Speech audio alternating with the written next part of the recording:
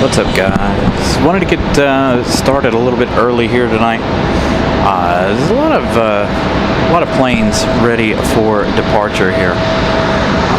So I've been standing here, getting things ready. A lot of departures. So we're going to start a little early. Start our relaxing Thursday. Good to hear Thursday once again. I haven't been here on a Thursday in quite some time. So hopefully you guys enjoyed tonight's show.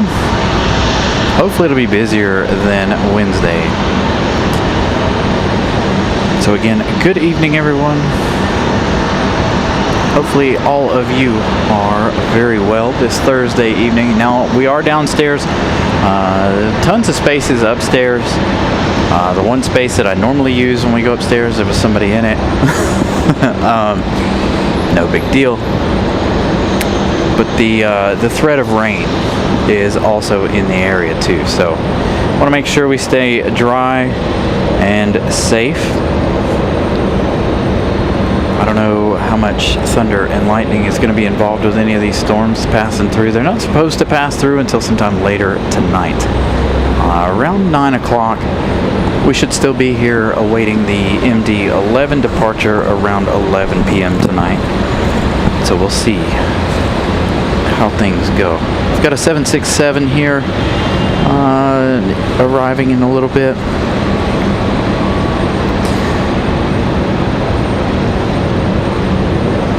Yeah, they're flying in from the south. So we've got a flight from Chicago who's gone all the way south, way south of Charlotte. Everybody's moving to the south due to the weather there. So there could be possible delays here this evening, as well as a couple other different scenarios. So our next arrival is going to be one from Chicago, but they flew south of Charlotte to avoid all of those passing storms there across the middle portion of the state.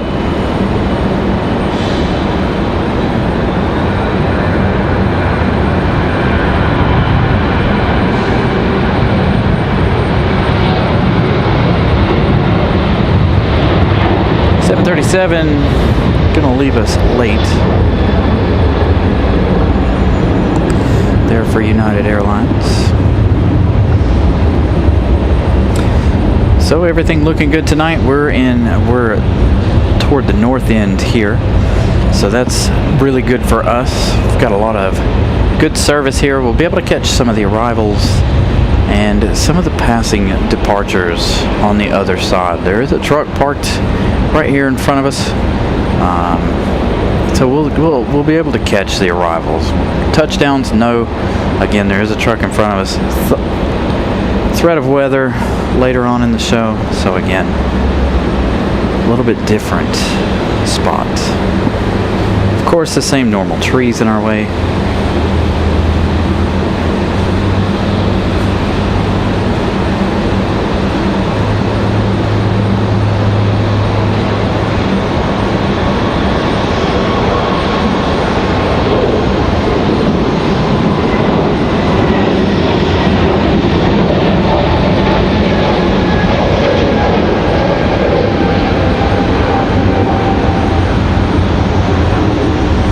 Thank you, Angel, for that update. It says big rain out there in Greensboro.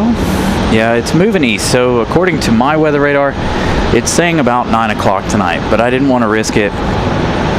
So we didn't bother moving up to the roof. Got our Saab sitting over there. A couple of nice private jets sitting over there as well. This is what I was talking about. We've got the truck in the way. We've also got this tree. So we'll be able to capture some of the taxi, but we'll definitely be able to capture some of the arrivals. I'm interested in this. I saw it a minute ago. Oh, okay. Looked like it was sitting high on stilts. I haven't zoomed in on anything over there on General Abe's side.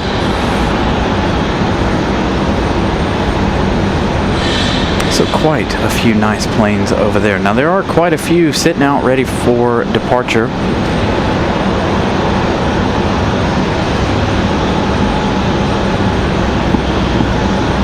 Out at the end of the runway. Next, let's see, Frontier 2980 headed to Buffalo, New York. That was our departure. A321 Neo. Next arrival is going to be United Airlines 2653. Again, coming in from Chicago. Like I said, making some strange flight paths here. Flying around that storm mid-state.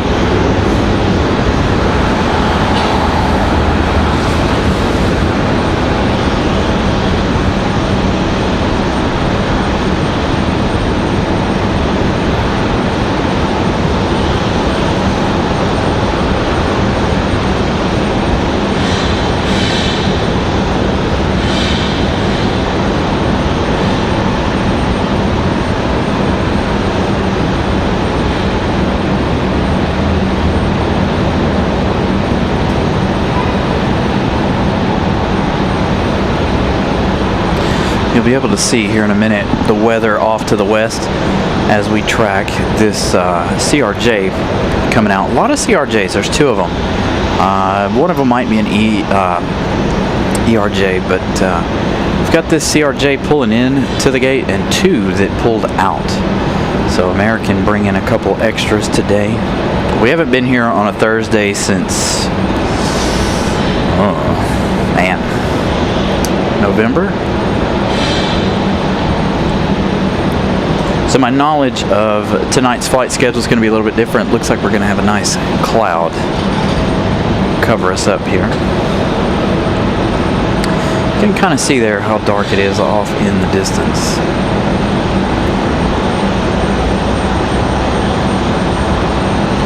So it doesn't look like we're going to get our sunset on tonight.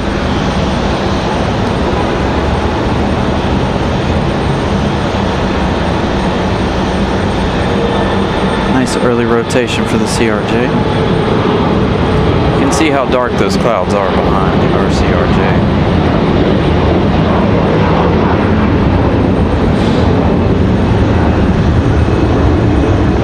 So you can see off to the west there, the camera honestly doesn't do it justice. The dark clouds. Going to be an interesting evening. So it is all of a sudden getting way darker here. Comes our flight from Chicago. This is the 737-700. 1 hour, 54 minutes of flight time for United 2653.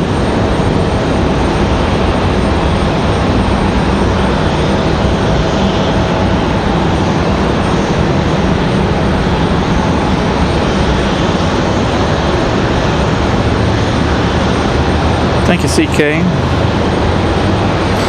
That is correct. Jay, we do have the 787-9. We did miss the A340 here today. They left well before I got here, unfortunately. But we did have an A340. Apparently, Lufthansa called the airport at some point asking if they could bring the 600. Unfortunately, though, we don't have. We could probably fit a 600 from what I understand, but you'd be competing again with where the 777s need to be.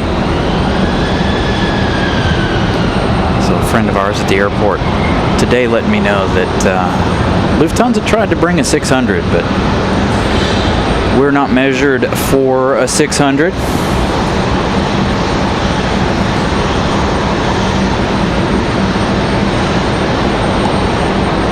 So I thought that was interesting that they tried.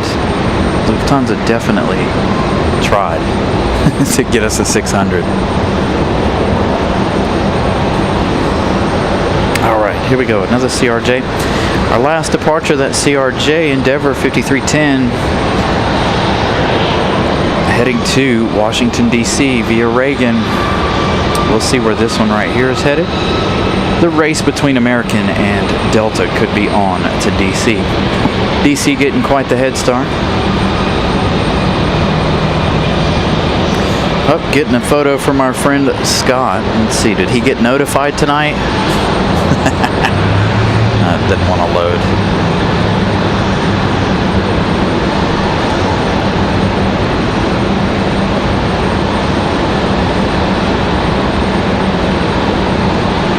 So another CRJ, the American CRJ this time.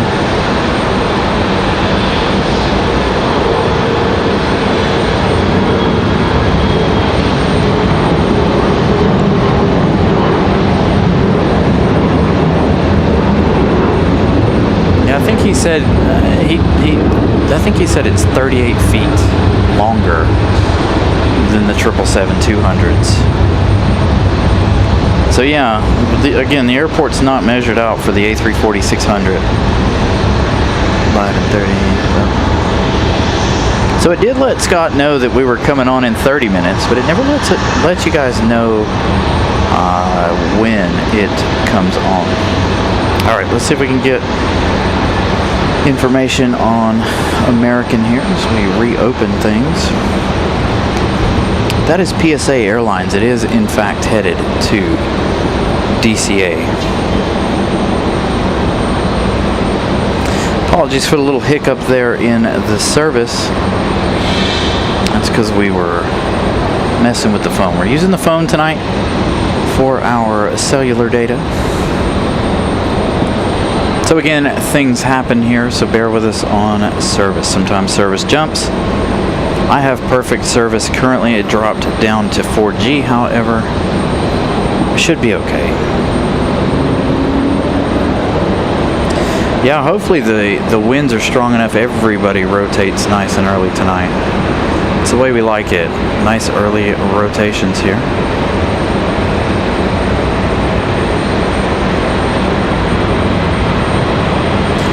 Not going to rotate early for the A321 though. This one headed back to Charlotte, I presume.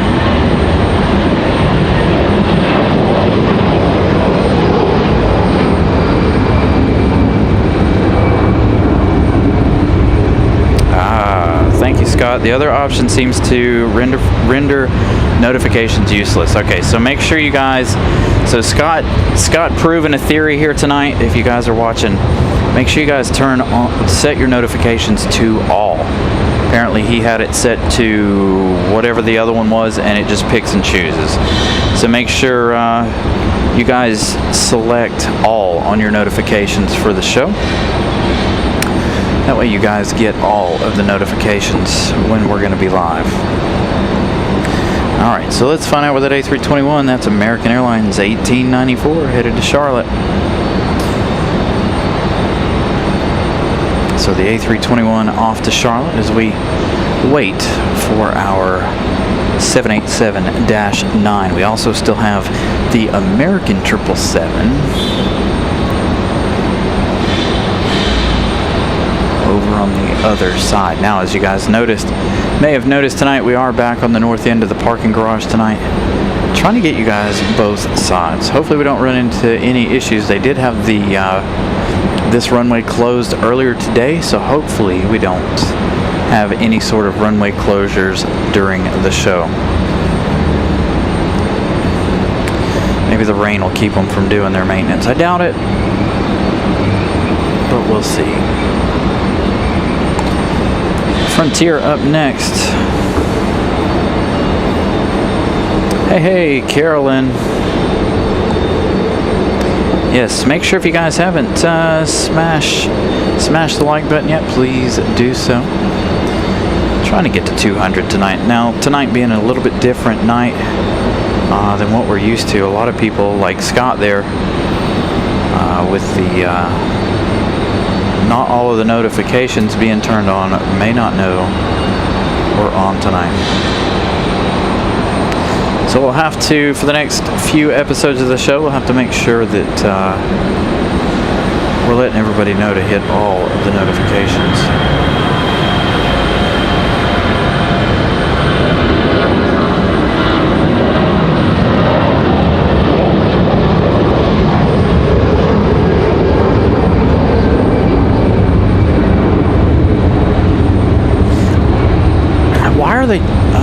I don't know. I'm gonna have to find out why they're towing everybody into the gate right here.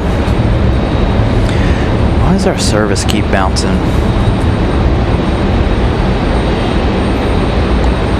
I have almost perfect service, so I don't know what the deal is. So I'm wondering why they're towing them all into the gate right here. So they towed that E175 into the gate a moment ago. Now they're towing the CRJ in. Frontier 4609, spot the Jaguar livery. Headed to Houston, that A321-200.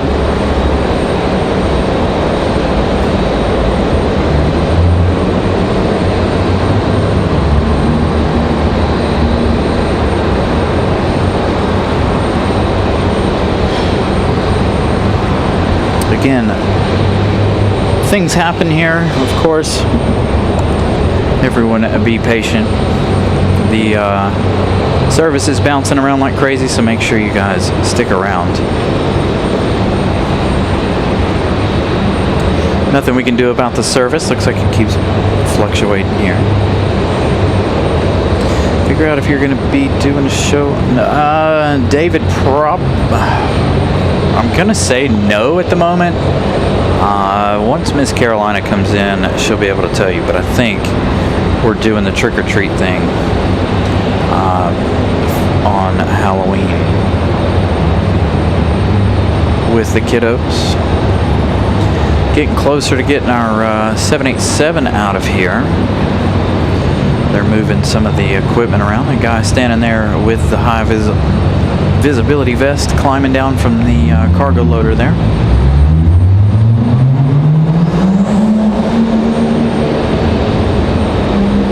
Good sounding car. Sound like a GTR.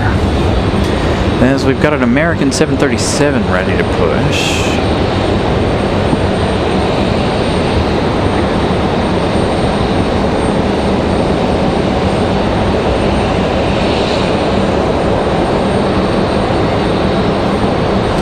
Let me make a quick change here. We're going to drop this here for a second.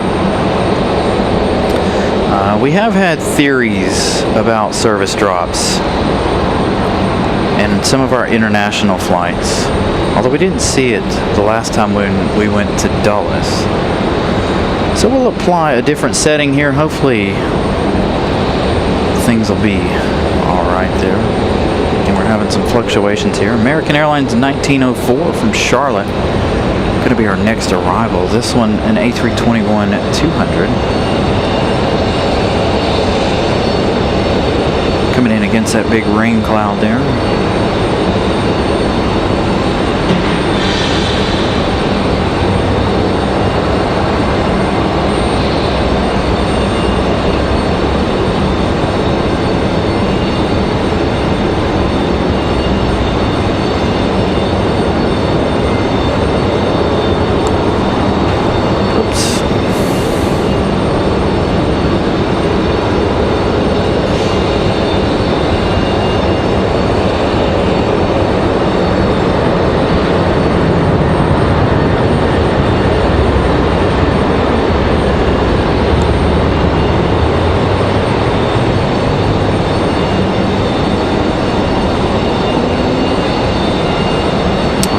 Thank you, Franco. That's kind of what I figured. I figured that's what the deal was there. They are getting ready to start. They went from the little plastic blinking barriers back here for gate C10 and 8 to some jersey barriers finally. They've lined up some dumpsters back there as well. So construction getting ready to start right here. They've got a couple spaces on the parking garage marked off, but I don't think that has anything to do with it. I think maybe they're gonna work on some spots on the parking garage.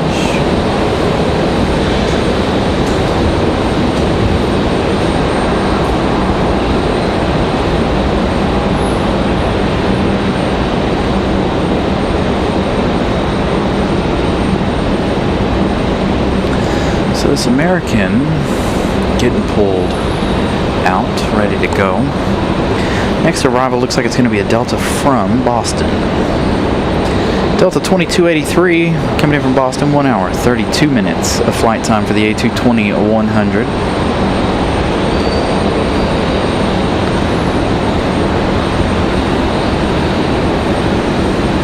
Hopefully our phone will switch back to 5G so we can bring the quality back up just a little bit here.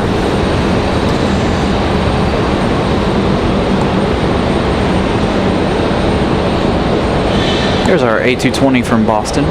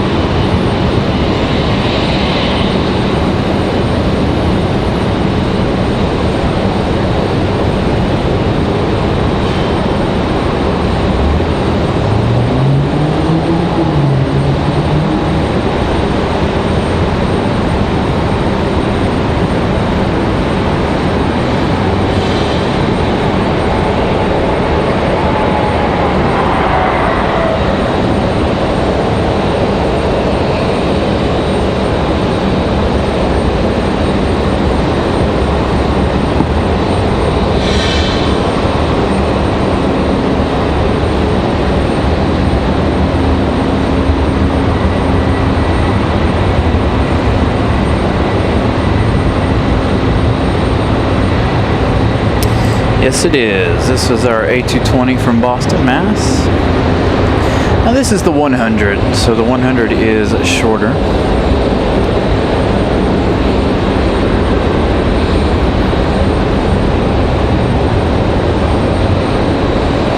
The other variant of the A220 is the 300.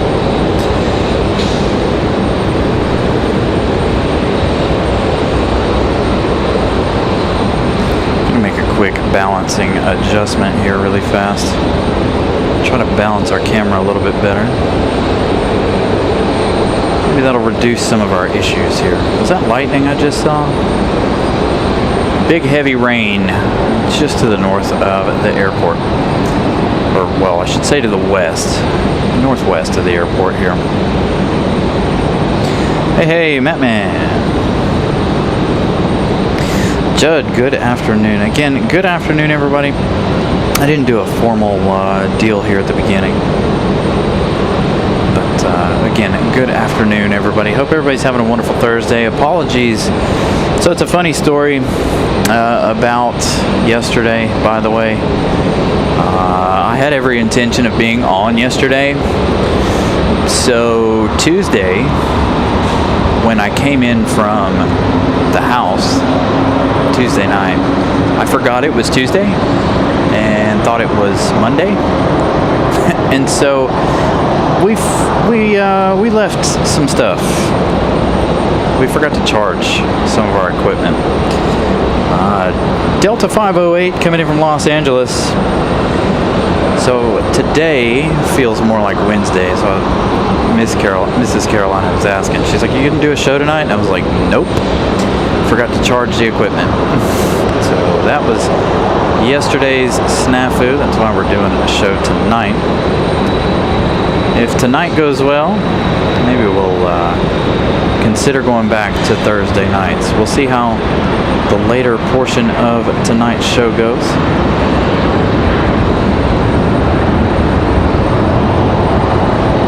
With the air traffic, of course.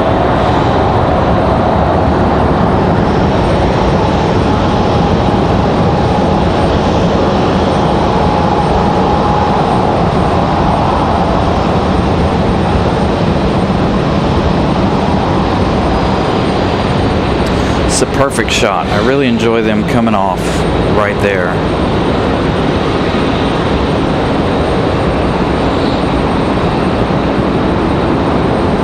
You can see the heat waves from the 787 Dreamliner's APU there. That's where we're getting all of the heat waves from.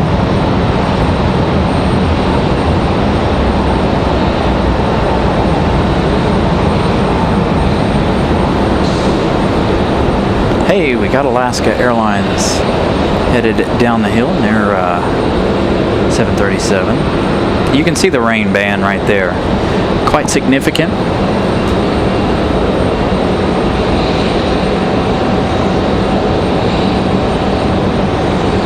So again, we've got some rain in the area.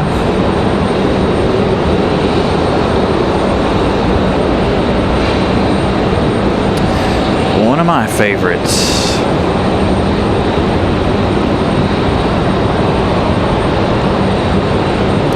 Rolling down the hill here, Alaska Airlines. Getting ready to make their way back to Seattle.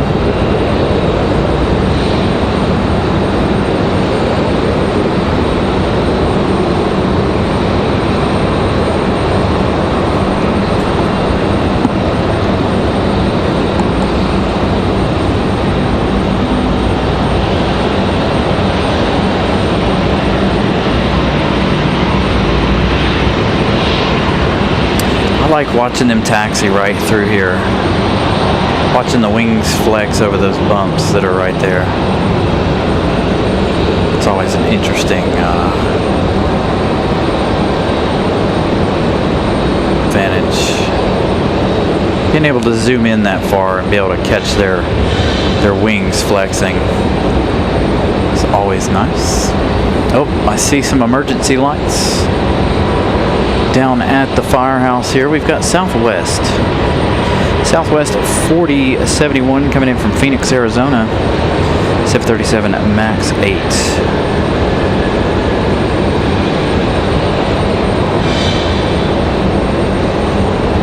I'm expecting a 200.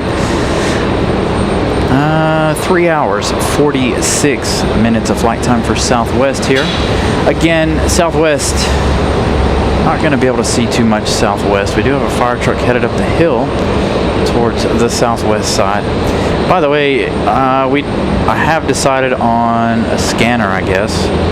We're going to order one here real soon. I was trying to get away from doing that. The scanners eat up a lot of battery, and I need to figure out if we can just tap it right into our soundboard.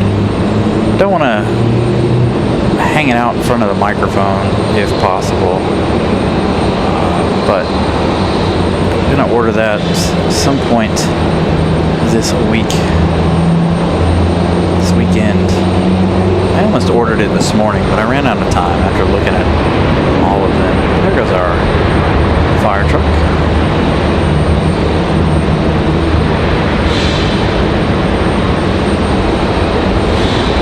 Can't wait to order us a new tripod.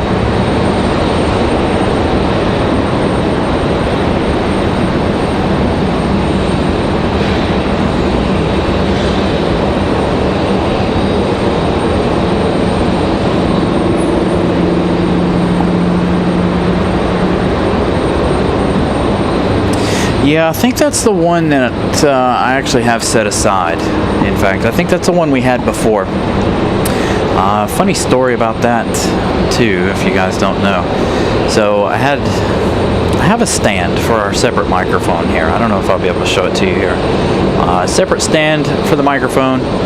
So one night I had the other one setting up on the rail like that right there, and the wind blew and hit it. Well, I thought it was back far enough, but it wasn't. It fell off the 7th floor here, right down on the road,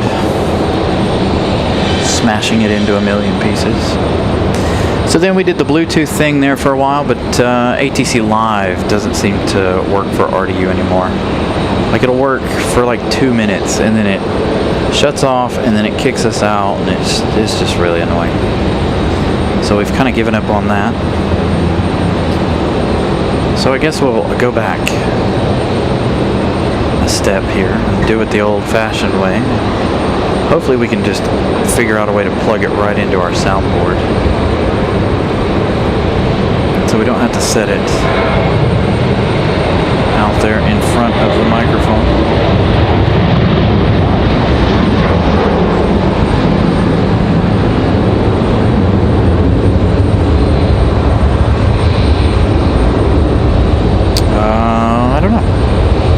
Swing back over that way. We do have a Saab over there. I believe that's the Saab 9900, Saab 9 something.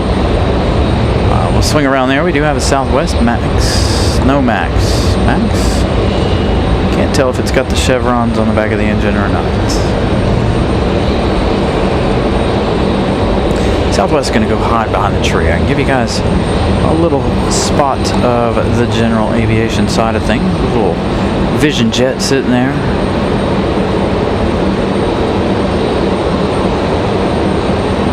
Not much hanging out over on the general aviation side of things. Alright, so American 1998. Headed to Dallas Fort Worth at 737. That was our last departure. Very heavy rains off to the west of the airport. So I think I made a good decision parking on the 6th floor tonight. 2000. Can't ever remember if it's a 2000, 9000, 900. Maybe I'm thinking of the car. Yes, I am. The Saab 900. It was a car back in the day. I don't even know that much about Saab, just to be honest. I know General Motors bought them, then they got rid of them. I know Saab didn't manage their funds very well. as far as the auto manufacturing side of it goes. But I have no idea where the fire truck took off to, though. It is still over there.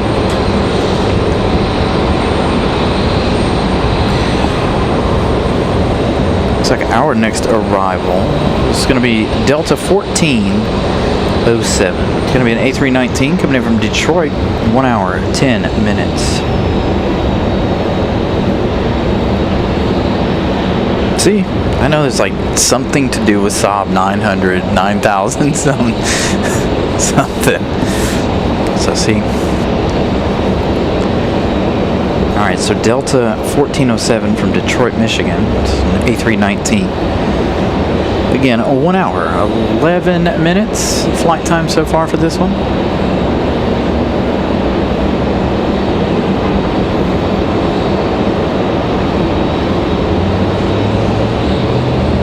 Yeah, so Saabs were supposed to be designed after airplanes, right? Like, they were all aviation. By the way, speaking of cars and aviation, have any of you guys ever seen the Grenadier? The Grenadier looks like an Airbus switch panel on the inside. So they're like a Land Rover looking deal. I think the designer or somebody from Land Rover left and created the Grenadier, or whatever it may be. But we had one at work, and the switch panel looks just like an Airbus switch panel, the upper one and the lower one.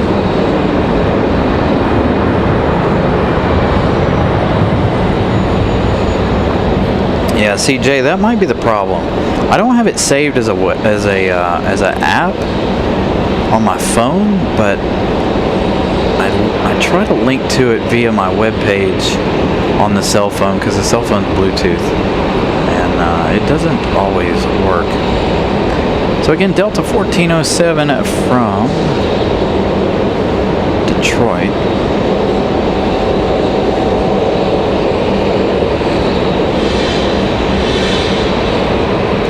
Thank you, Lynn. Make sure you guys take Lynn's advice. Smash the like button if you're enjoying this evening's plane spotting, as well as subscribe if you're new. Make sure we've done a test. Our good friend Scott did a test. Make sure all notifications are selected, otherwise you won't always be notified. So we found a flaw with YouTube there. Make sure all is selected for your notifications, so you know exactly when we go live. I think that's a lot of the issues we were having. So our good friend Scott bringing that to my attention the other day. He messaged me this morning talking about it, and then sent me something after the show. So if you guys haven't and don't know, if you're not getting the notifications for the shows, please go into the notifications, select all, so you guys get notified. We're going to talk about that over the course of the next couple of shows here, Sunday or Saturday, depending on what we decide to do. By the way, tomorrow is our 2-year anniversary of the show, so maybe we'll come out here, give you guys a little bit of Lufthansa action. We'll check the weather, see what Saturday looks like. Should be good. Tonight's perfect. I was gonna make a new thumbnail for the show for our celebration, but for some reason the app I use doesn't want to work. So I gotta get some things together for Mrs. Carolina to put together a new thumbnail. So of course we all know where Alaska's headed. Alaska 572 off to Seattle. And that was a 737 at 900. No max for them tonight.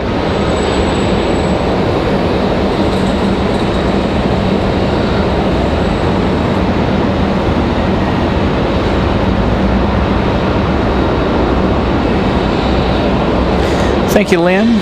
Again, tomorrow is 2 years we've been doing the live shows. I've been doing the aviation photography and videography for well longer than that, since about 2021, 2020, something like that. And we decided, I never had the inclination to do live shows, but then one day we just up and decided to do live shows, oddly enough. So Scott, who we were talking about a moment ago, was partial tech support there for our first ever live in DC. Only 2 people watching.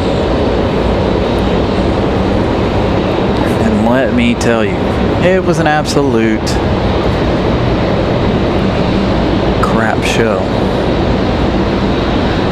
Didn't know what we were doing then. Had no clue what I was up to. Alright, so it looks like Southwest 209 from Nashville, Tennessee. Up next. 1 hour and 5 minutes of flight time. Our FedEx 767 making an odd track here. I hope they're not going to go to this side. They might to the side that Southwest is currently on. We'll swing around to Southwest in a minute. We do have this pole in the way, of course. Again, running from the weather. The weather off to the west, significantly awful.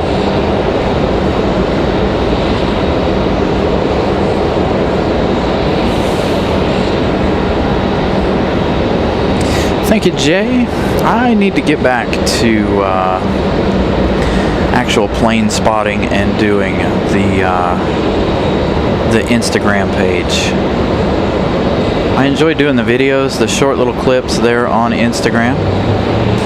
Just doing between the lives and work makes it a little more difficult. We do try to record video while we're doing the show, but remembering to upload them is the difficult part for me. So Southwest 209 from Nashville. Again, there's a car off to this side, so that's why we're hoping the 767 doesn't go that way. Should have this Air France pushback here shortly. You can see how dark it has become off to the west. So again, good evening, everybody. If you guys are just joining us, happy Thursday. It's been since November since we've said that. Happy Thursday. Big old dust cloud kicking up over there.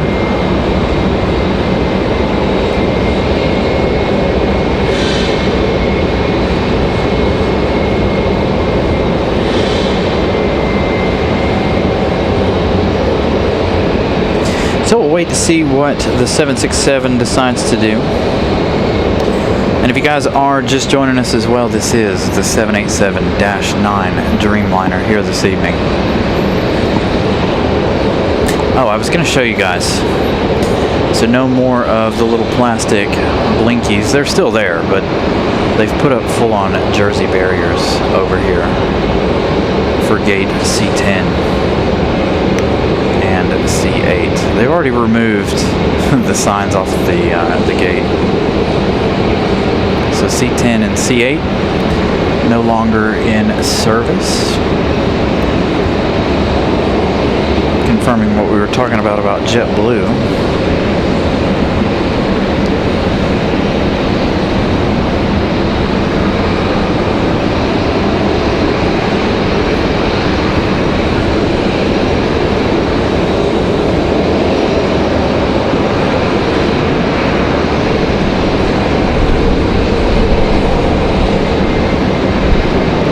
American A321, the lighting is quite unique when we have these clouds and storms come in from the west.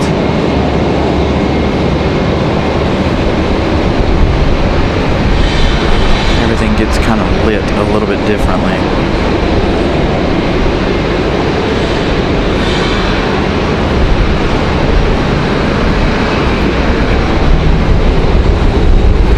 Got a big gust of wind blowing in my face. That is a really cool gust of wind too. Nice and refreshing. Hopefully that dust doesn't reach me over here. Ooh. Big gust of wind.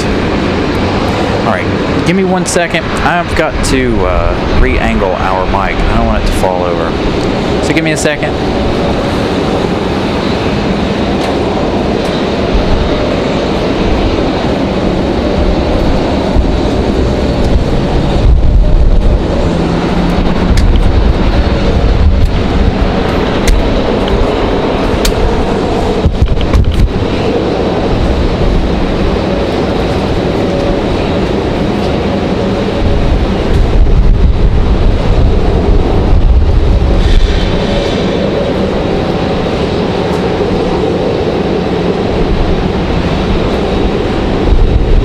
This might get quite exciting here if it storms. Looks like it's raining out at the end of the runway out there.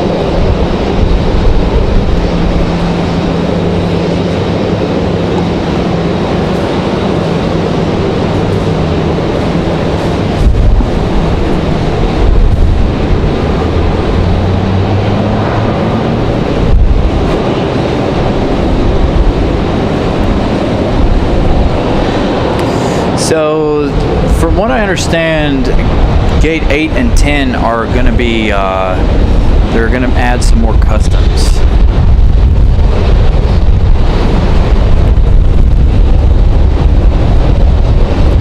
And not customs gates, just a customs building or something. I don't know. I have to text a friend of ours that works down there to know exactly what they're up to. So again, strong winds here. Bear with me. Hopefully that crackling doesn't persist too much as we wait on.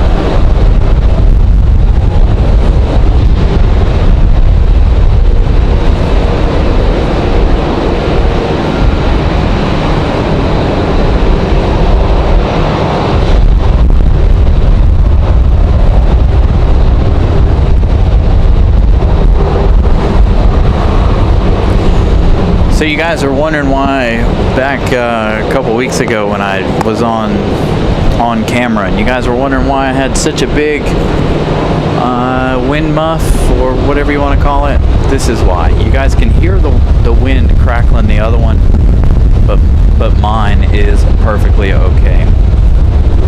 The other one shouldn't be doing that, but it does every now and then. So again, heavy winds here. Where did our FedEx 767 go? FedEx coming around here, gonna fight with the wind. So looks like FedEx gonna fight with the wind here in front of us.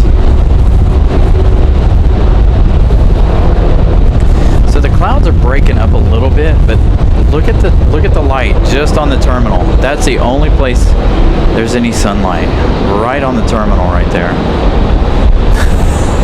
Everything else is cast in the dark. The camera doesn't do it justice. It is quite dark.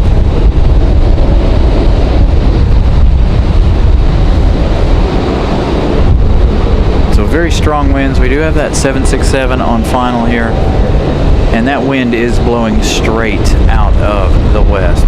So it's going to be blowing right across the fields here.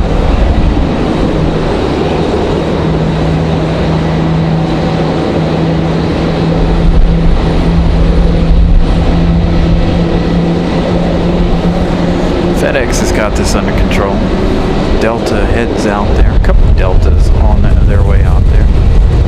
Alright, so it looks like FedEx is on it. Look at how sideways he is. You guys see that? He is crabbing like crazy. Now remember, this is a 767, one of the big ones, so he's heavy. Coming in completely sideways with this strong wind out of the west. Again, I'm assuming some really strong winds to the west, or storms to the west, I should say. You can see the camera shaking around a little bit. Don't mind all that. Again, with this 767.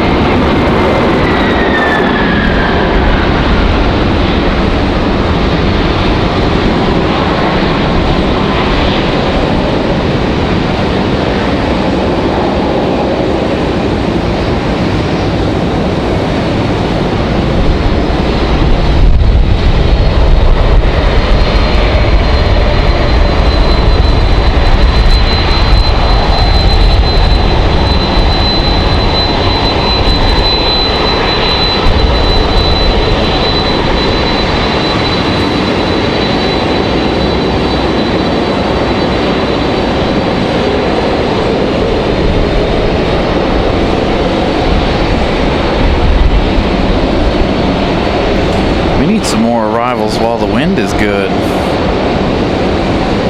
Southwest off to the other side. They'll be coming in here shortly. So if they come in and the winds are still strong, their nose will be pointed right at us here. So it'll look like they're flying in right on top of us, but they won't be. So again, southwest.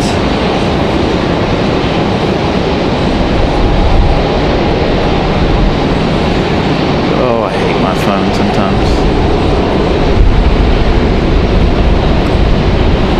Sorry, trying to get flight radar to work correctly here. Southwest 2296 coming in from Dallas Fort Worth. Coming in on a 737 MAX. It's got an Avelo headed out as well as a Southwest over there. Again, our sight line's limited by this truck over here. I am really glad I didn't set up on the roof tonight.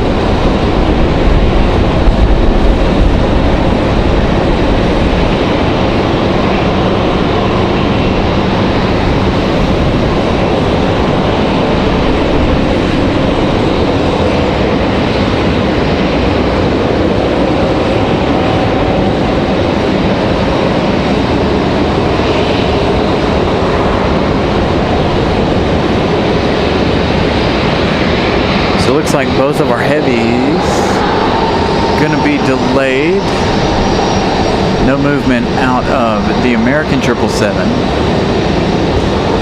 and no movement out of our Dreamliner here as FedEx makes their way down.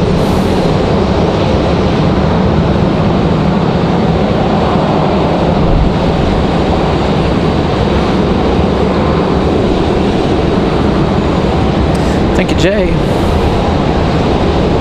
So the Dreamliner going to leave in an hour, estimated, and the American, can't tell if it still has the gate attached or not.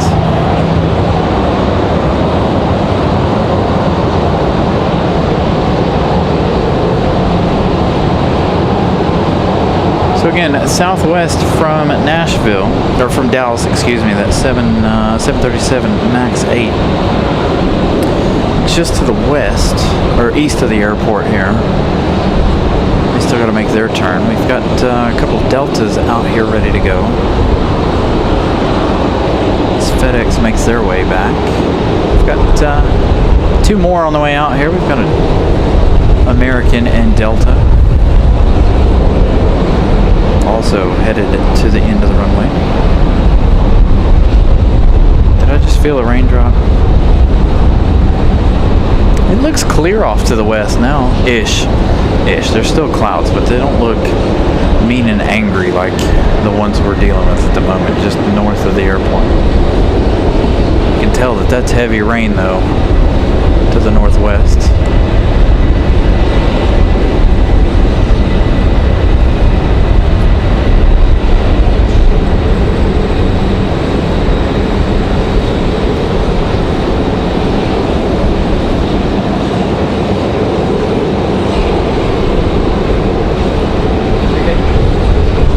Hey, Ramona, sorry I missed your message.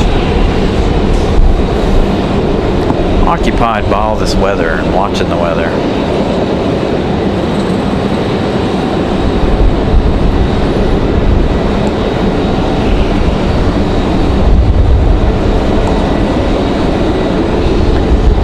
Don't know if Delta's going to wait for that or not. I doubt they have to, but you can see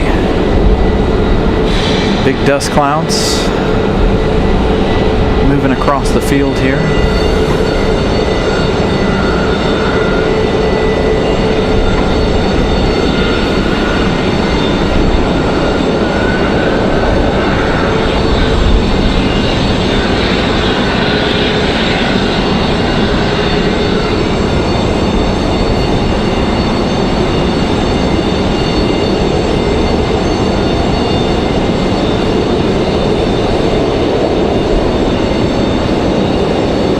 Southwest trying to make their turn here. Delta's still not getting a move on here as we watch the dust continue.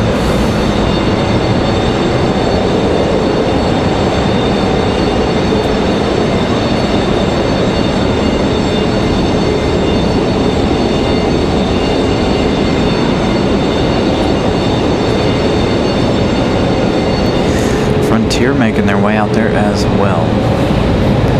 Got a CRJ getting ready to push back over here on our side. Still no movement out of American. No beacons, no gate removal, nothing just yet.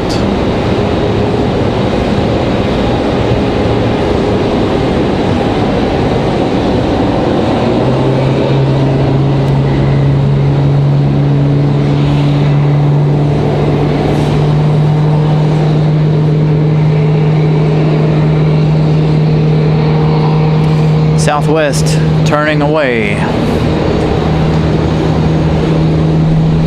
So Southwest, that max 8 from Dallas, making a UE, turning around going towards the beach.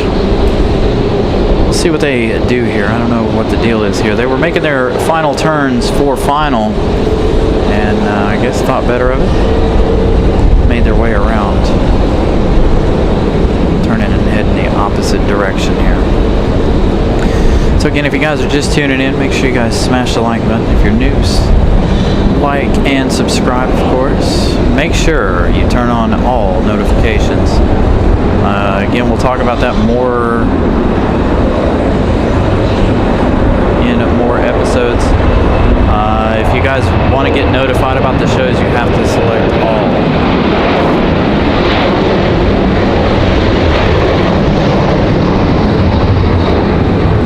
Otherwise, you guys don't get notified about the show. Good friend Scott giving us that information earlier today. He made some adjustments to his. So make sure all notifications are set to all, so you guys know when we're on. Otherwise, you guys don't get notified. Find out where Delta's headed. Delta 2496 headed to Salt Lake City. 737-900.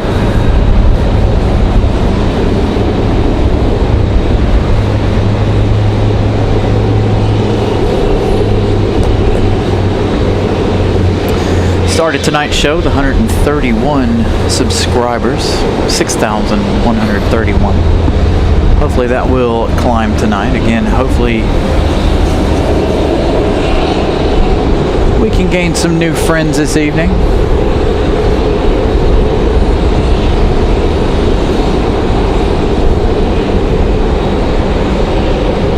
I'm going to keep an eye on that Southwest.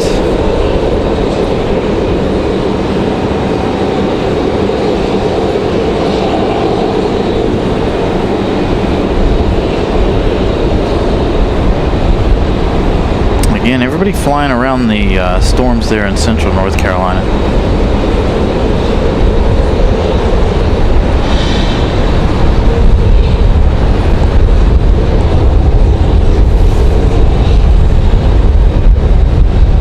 Seems like departures are taking a little longer.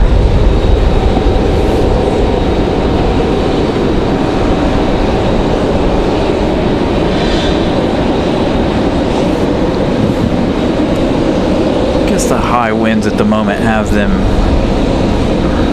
staying away at the moment. Alright, we got movement out of the American 777. Gate finally being pulled away from that. Again, if estimates are correct, the 787 Dreamliner is not due out for about another hour or so. Close to an hour. Mattman gifting one Carolina Aviation membership. Thank you so much, Mattman. Eric Thompson getting gifted that membership tonight. Come on, Delta. Thank you, Mattman, as always. 2 years and unlimited beaver shots. Is that a membership milestone? Was. Thank you, Pip, for being a member.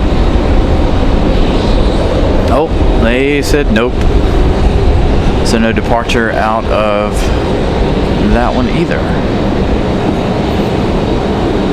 So it looks like we're going to be waiting a moment.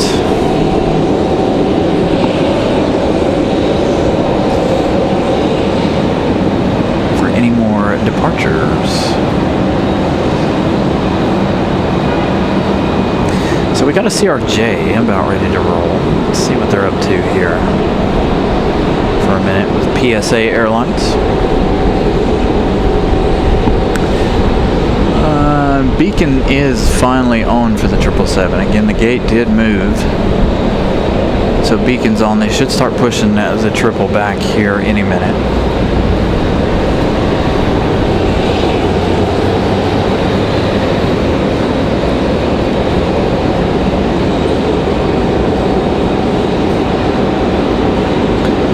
Southwest going a good ways out. They finally are starting to make their turn to come back around.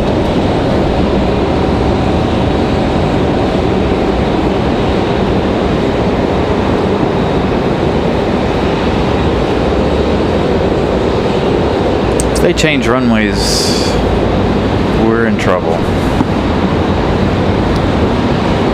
Hopefully they won't change runways, but if they do, we might be in a little bit of trouble here.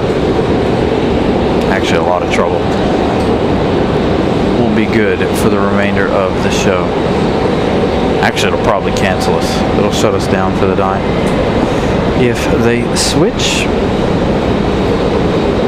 So hopefully they won't. Thank you guys for the membership milestones, as well as the congratulations on 2 years of plane spotting. Again, I've been doing it longer than that, but as far as doing the live shows go, I've been at this for 2 years tomorrow.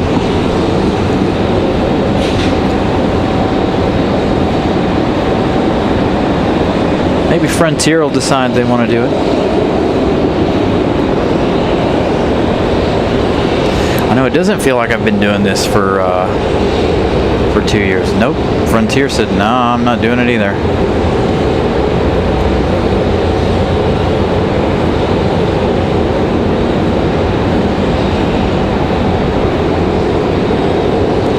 Everybody will figure out what they're doing here in just a minute. They haven't switched runways. We do have somebody coming in over here on the other side.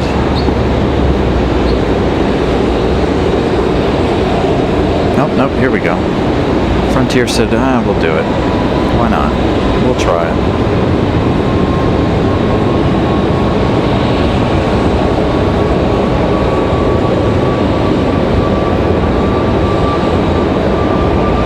So this might be a rocket launch if they're trying to avoid the weather just south of the airport here.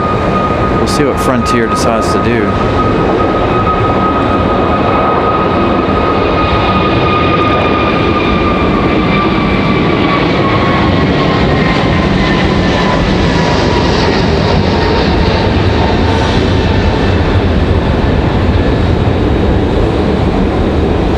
They went for it.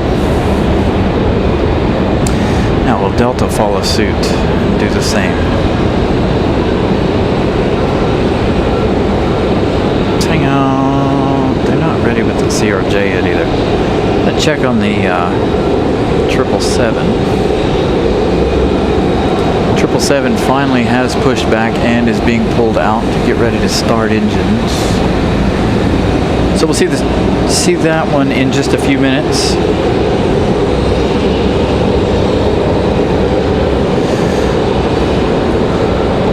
Frontier Airlines, Frontier 2225 headed off to Denver, Colorado. That A320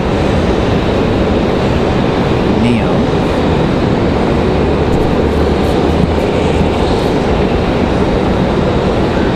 Three-and-a-half hour flight or so for them.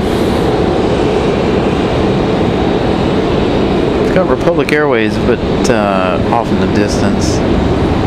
Once Southwest figures out what they're trying to do, we've got Moxie 409 coming in from Jacksonville, A220-300. Should be coming in on 23 left. Ooh, I feel a raindrop. A couple of raindrops coming in. Ramona gifting one Carolina Aviation membership. Thank you so much, Ramona. My gifted that membership.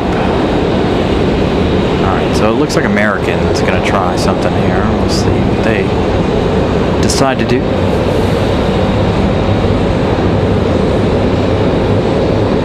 Looks like American's going to go for it.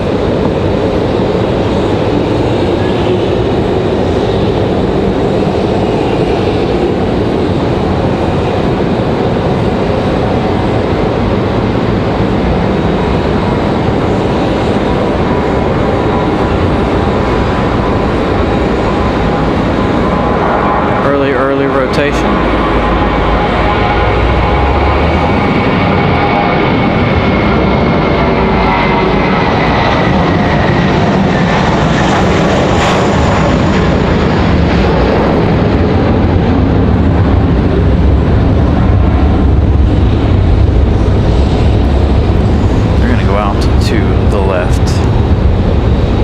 Another American on deck, ready to go. It's going to be the 737-800. American off to Charlotte. American Airlines 2688, that A321. Off to Charlotte. Looks like Breeze struggling to get in here. We'll swing over to Breeze in just a minute. Got to give them a minute to get past the pillar here. We don't want to miss that arrival.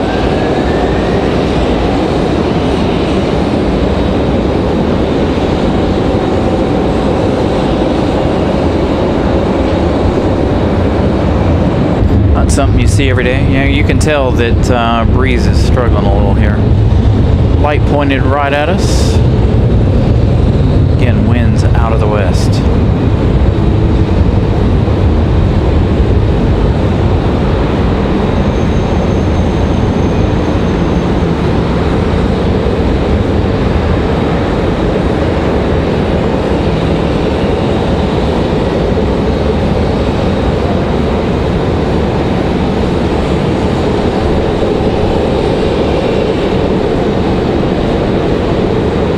Lose Breeze behind the truck there.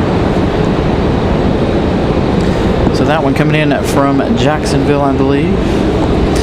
American Airlines 1891 headed south to Miami. That 737-800. Next arrival is going to be Southwest 2296.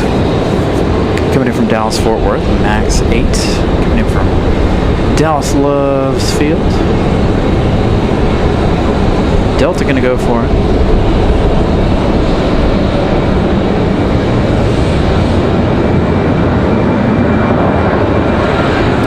No early rotation for the 900.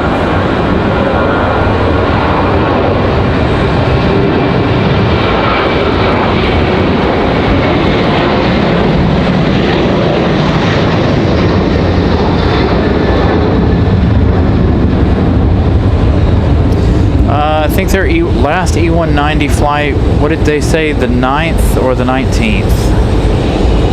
Here comes Southwest from Dallas Loves Field. If you guys are following along this one and making an odd approach, they went out east for a little bit and then turned around and came back in. Not sure what their deal was. Wind is starting to pick up again. Blowing that Max 8 all around. And I really wish this truck wasn't right here so I could get you guys the entire touchdown.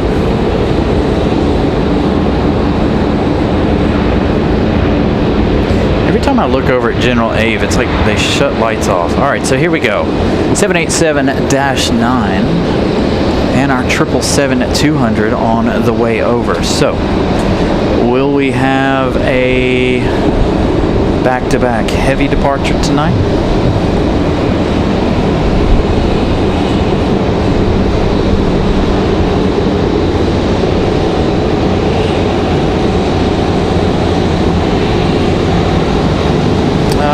Are we lagging again?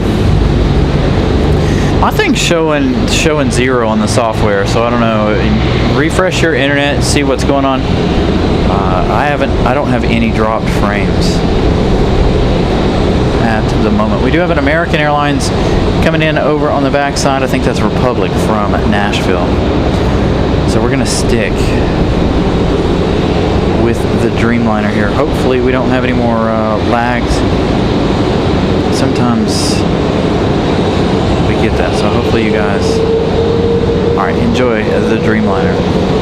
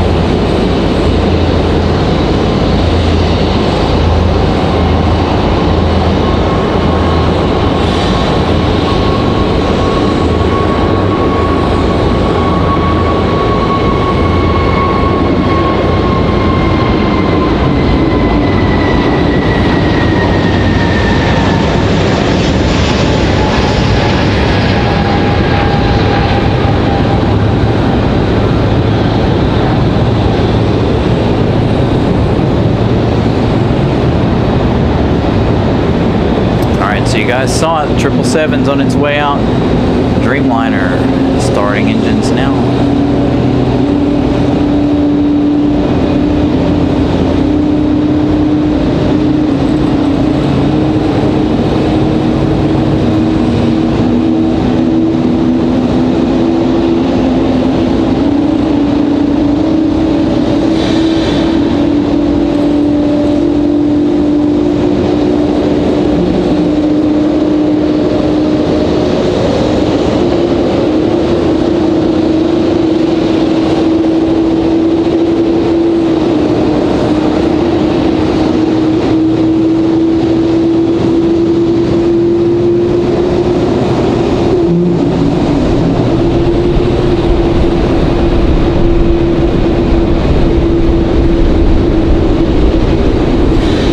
Haven't heard whether or not they're going to keep it again or not.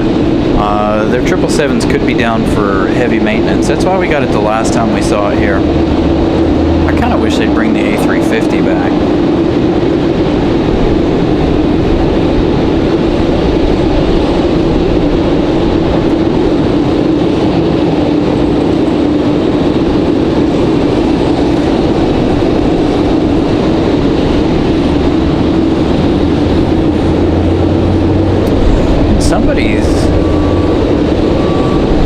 Somebody's playing the waiting game. The American 777 over there waiting on the Dreamliner. So we'll see what they, fingers crossed, we get that back-to-back departure.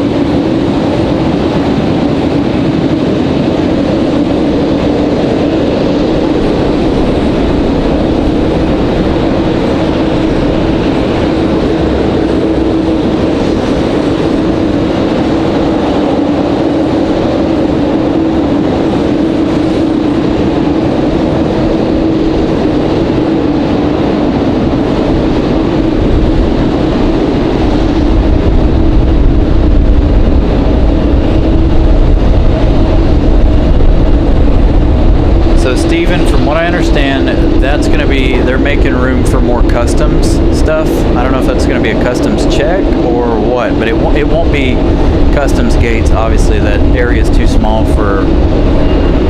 I mean, you can only fit the CRJ 200 on C8. C10 was where JetBlue was for a long time.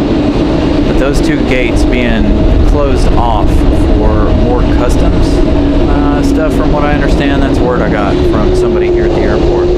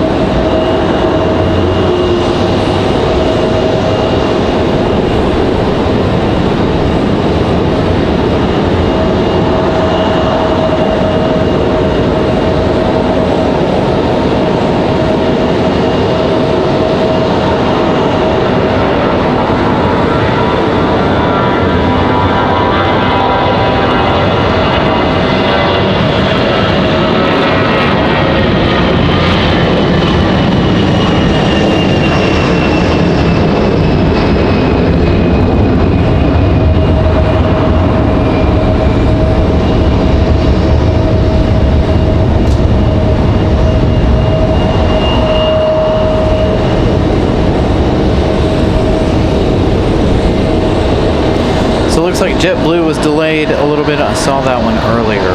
Head up the hill. Looks like they're headed to a gate, possibly. Next arrival is going to be Southwest. From Atlanta, Southwest at 4:42. That departure was Delta 967 headed to Detroit, and that A319. So our heavies here are going to line up and wait. As you guys can see, they're going to line up on the taxiway there. Wait a few minutes.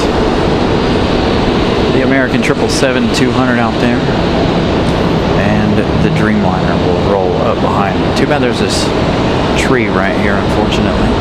Let's go to our Southwest arrival.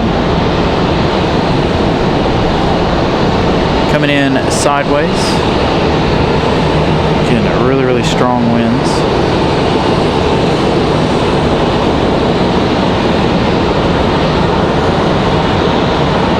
ERB, good evening.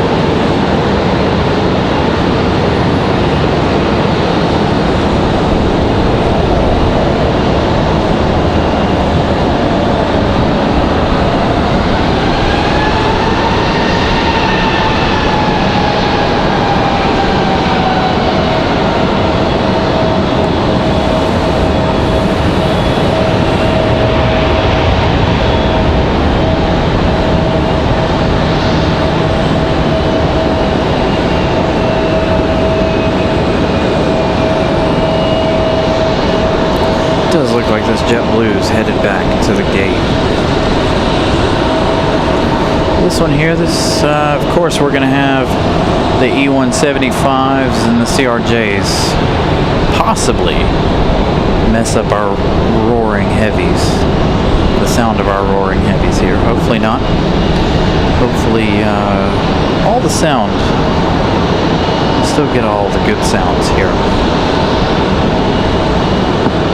So again, thank you guys for tuning in. John V. joining economy class. So we talked about it earlier in the show. If you guys are new here, make sure you guys turn on your notifications and set them to all. Otherwise, you don't get notified when I go live. A friend of ours on the channel here did some things with his because he wasn't getting notified. He saw that it wasn't set to all, and so he changed it this morning, and he was in fact notified that we are on today.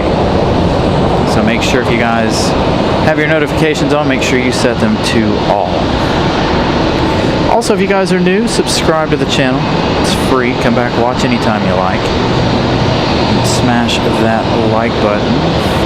I want to know why everybody's coming in at 2-3 left at the moment.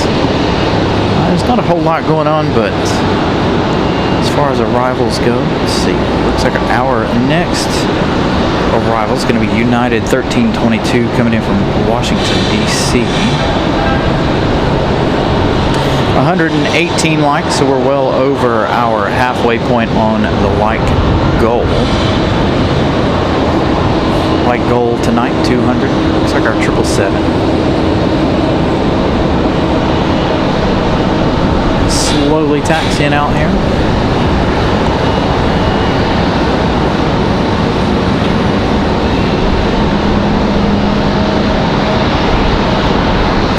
Good, thank you guys. So Eddie says he changed his earlier in the week. We were talking about it on Sunday. Our friend Scott notified me on Wednesday saying that he wasn't getting notified when we go live. So if you guys have a minute, go in there, change it, set it to all. That way you guys are notified every time we're on the air.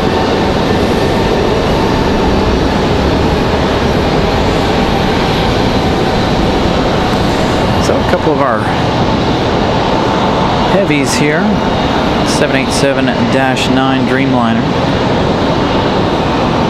headed out, as well as the American 174 Heavy back to London.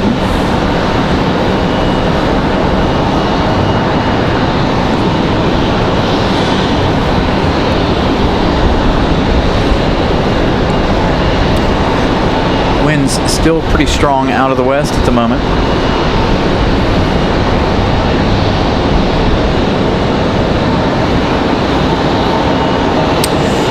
They have the Rolls Royce, the Trents tonight, right? Rolls Royce Trents, yes. I always call them the Trent 800s. Are you native? Good evening.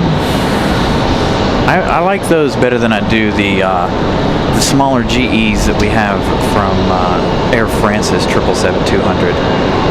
Sound better. I like that howl when they're spooling that those provide.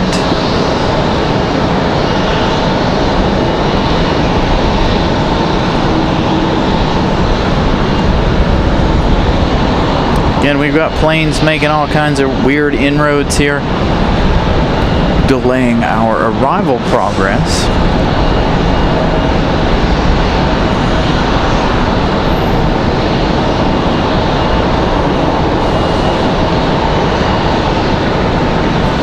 Chris, good evening. Again, good evening, everybody. Thank you guys for tuning in on a bit of a different thing. We haven't done a Thursday night in a very long time, since I believe November last year.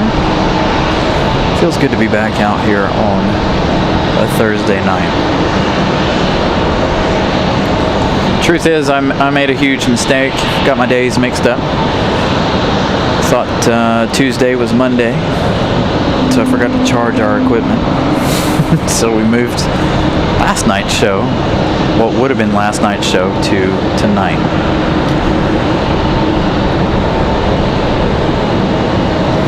It's a good problem to have, being that it was a nice short week for us. Alright, who's going to go for it? Somebody getting ready to go for it here.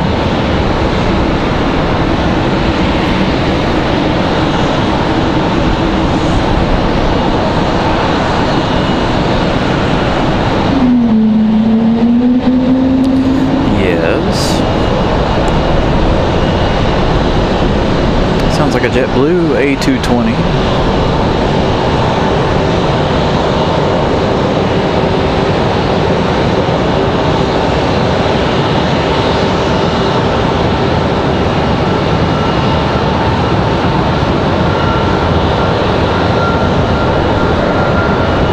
Yeah, so Air France runs the smaller GE90s on the 200. They don't run the big ones.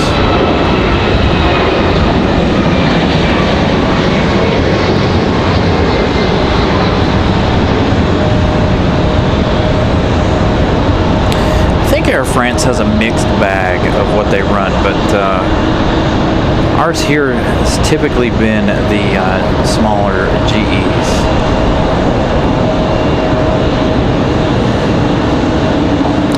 There's our A220 we heard hollering at us a moment ago. It's the A220 300. Is it a 300 or 100 tonight? Looks like a 3. We'll find out in a minute. Let's find out where United's headed. United 1769 off to SFO, that MAX 9. We've got another arrival, United 1322, again coming in from Washington Dulles. That one a couple of minutes out here. 34 minutes of flight time. It's going to be an A320 200.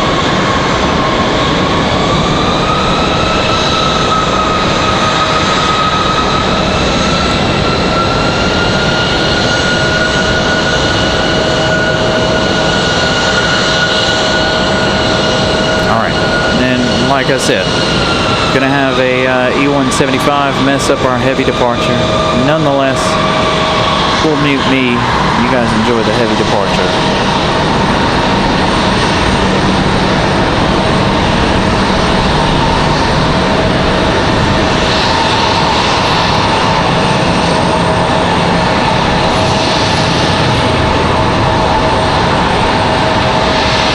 I think you're right. I think they only have the 300s, just like Breeze only has the A220 300s.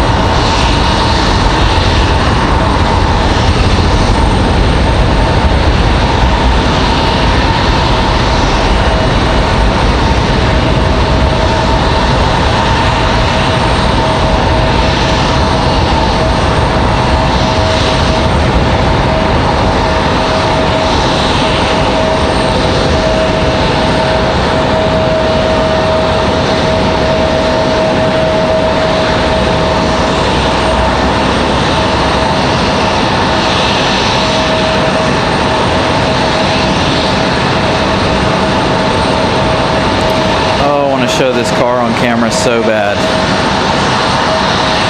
It's got a high visibility vest.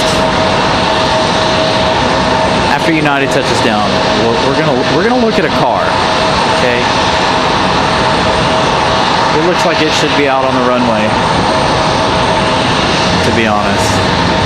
Maybe this is what airport ops should paint all of their cars. I'm sure this is a wrap, but this is exactly what all airports should paint their vehicles. You guys ready for this? We'll swing to the Dreamliner here in a minute.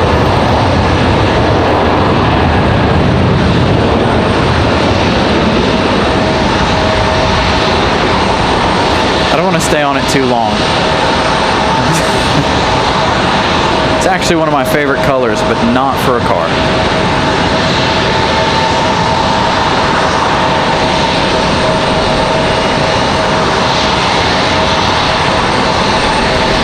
So United down. Again, they're towing in all of the E175s CRJs due to the construction over here. So this one's not going to shut down engines. So I don't know.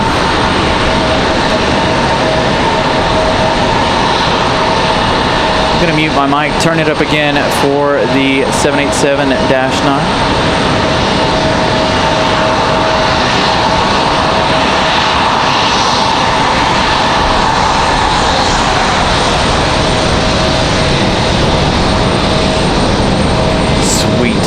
They shut it down just in time. Enjoy the Dreamliner.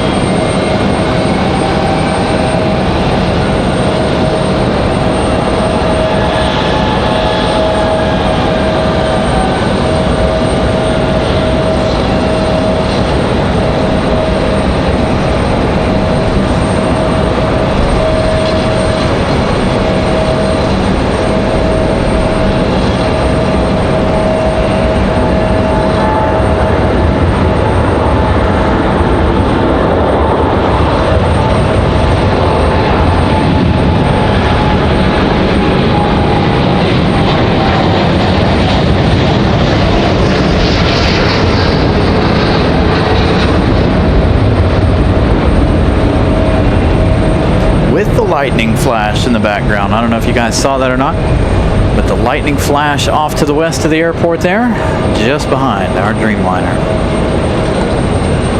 So as those two heavies make their way out of here, we'll see what they decide to do. Now, if we've hopefully that's not true. 23 right closed per ATC.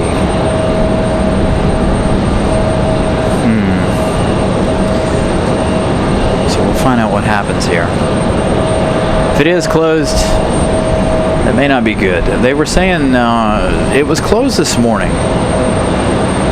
and it reopened around 3 p.m.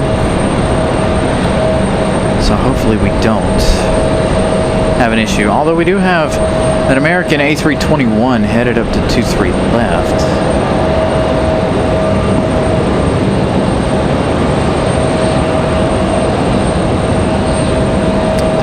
Dang it. 23 right closed. Alright, so JetBlue's sitting out there waiting. That means we got to figure out what to do here.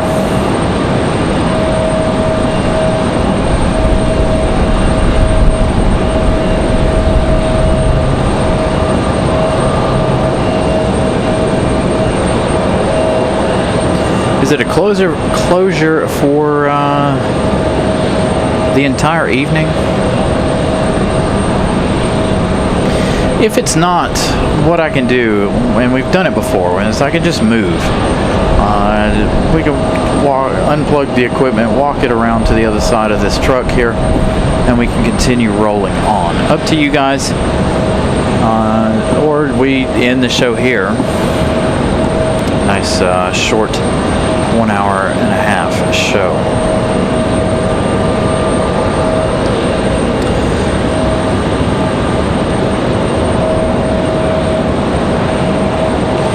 Thank you, RDU Native.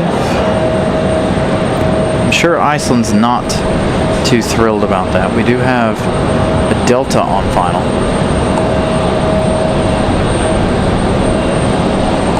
Again, if that is the case, we can just move some of the equipment around. Of course, we've got to unplug some stuff, mostly sound equipment. We've done it here before.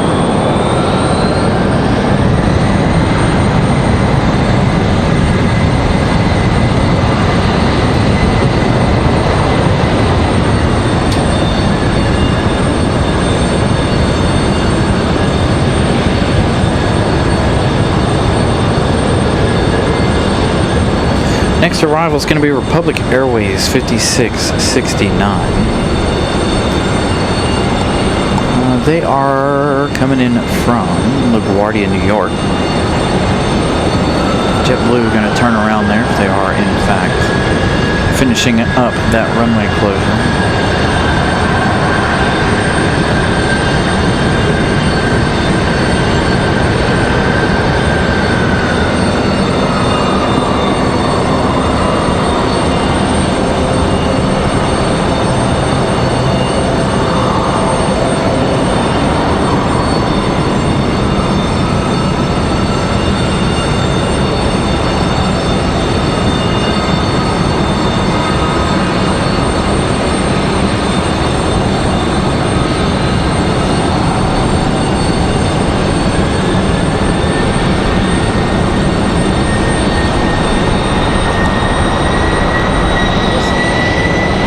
We'll see what they decide to do here. The possibility of us moving is probable. Again, all I got to do is unplug a couple of things, carry everything over to the very end here on the other side of this truck next to us. Shouldn't take us no time. So we'll see what happens here. So again, Iceland is going to be our next arrival. Yeah, we've got more coming down from the end of the runway there. All going to head up the hill for that 2-3 left departure.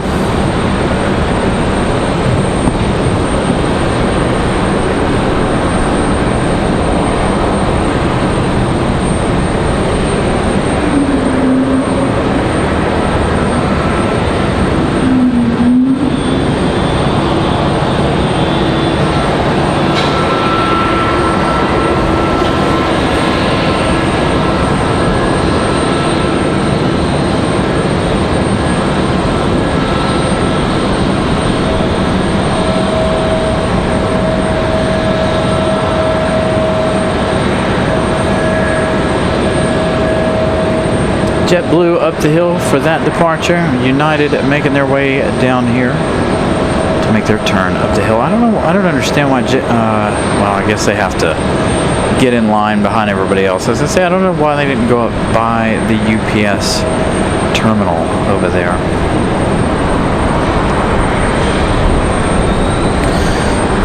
Let me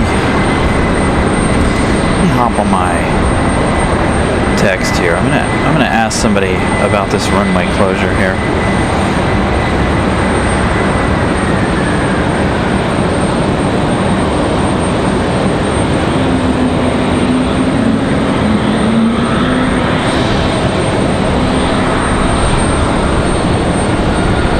So we'll have an answer here in just a minute.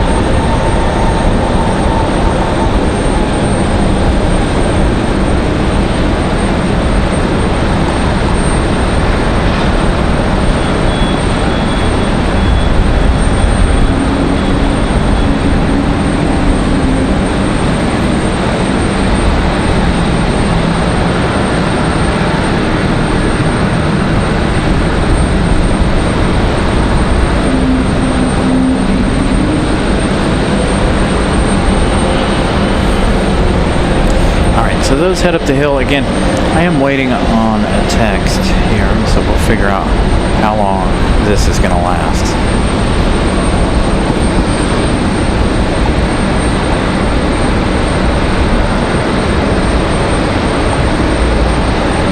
Get it from an official here at the airport. Iceland 821 coming in from Reykjavik, 737 and max 8 tonight. No max 9 or a 900 even. Gonna do it in the light blue tail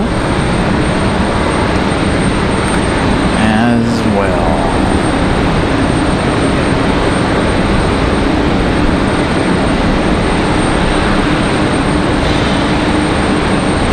So we'll capture that arrival. We'll be able to see them turn into the gate tonight for once. It's been a while since we've seen Iceland make their way actually into their gate. So that'll be a nice surprise. Nobody's leaving, by the way. You guys are wondering, there's a whole line of airplanes lined up over here for departure. So currently nobody on the way out.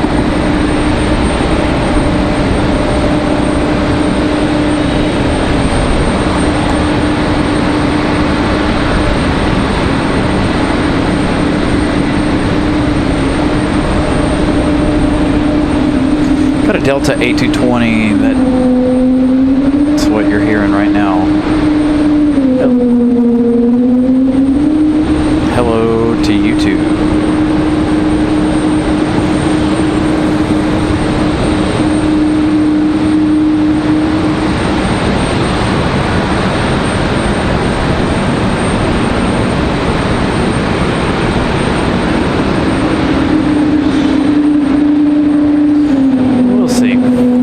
Like I said, now see, that's how you move an A220. These pilots that make them nice and quiet, if you're an A220 pilot, that's what us enthusiasts enjoy. Just make her sing.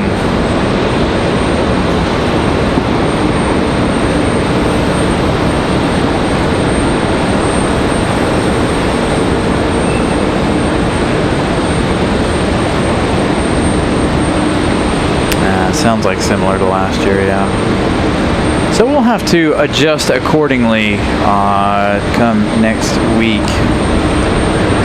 I wasn't sure that they were. If they do this and they're on the 5s, though, then you guys know that all is done. There probably won't be a show if they're on the 5s. Because there's no good vantage point. If you guys know RDU at all, there's really no good vantage point for 5 right, unfortunately. So if we find ourselves on the 5s and they only have the right side open, we might be able to try to make something happen. Go to one of the corners, but I don't think it'll be a good show. At least right here where we are, you get a little bit of the, you still get the gate action. If you go to the other side, you don't get any of the gate action or anybody coming down. So we'll have to play it by ear. Again, this is a normal thing. They do this every single year. I was hoping they would do it late at night, but it doesn't appear to be. All right, so I got official word here. The runway is staying closed. So what do you guys want to do? You guys want to wait it out while I go to black screen, turn off all the audio and move?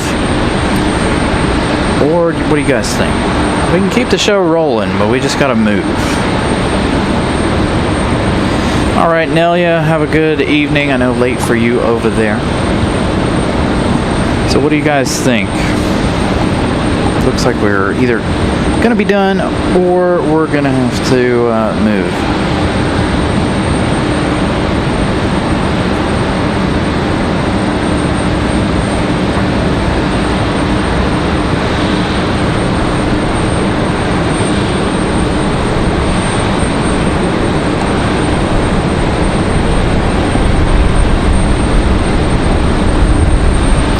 Winds are still strong out of the west.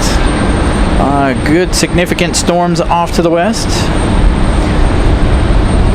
seeing a couple of moves here.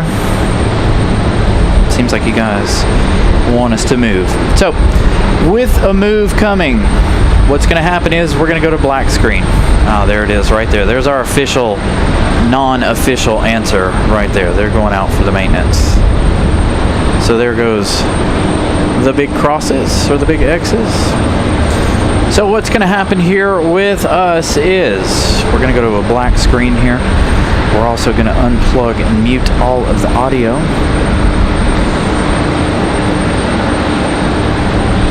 If I can remember where our black screen is.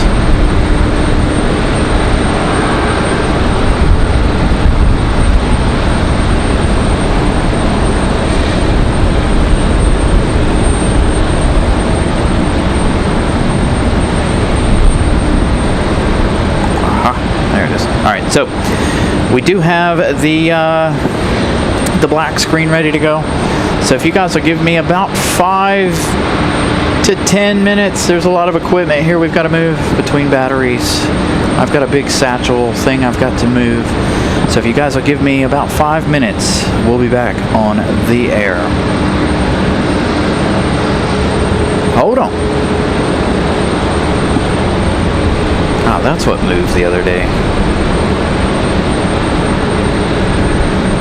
So we put up the black screen so you guys don't get seasick. Because it'll stay connected, obviously, but all right, guys, be back with you in just a minute.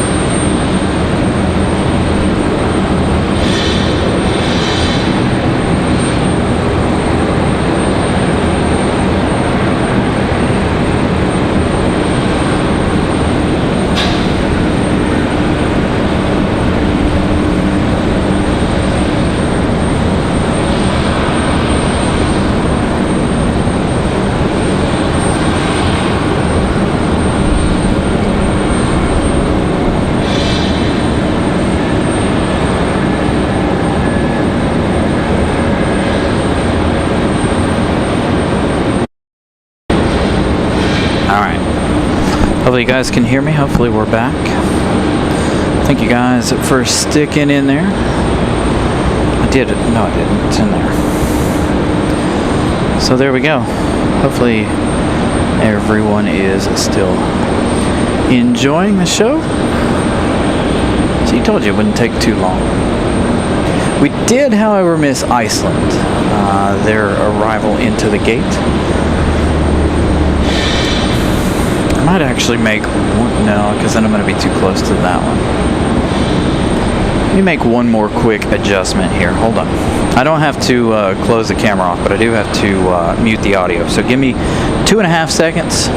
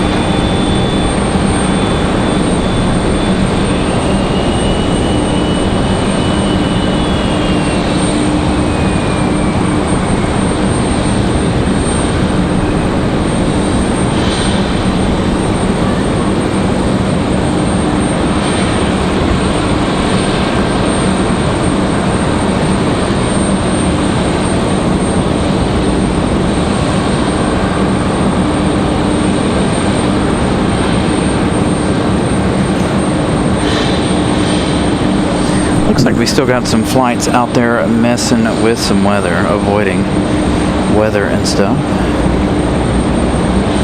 Looks like there might be some off to the north.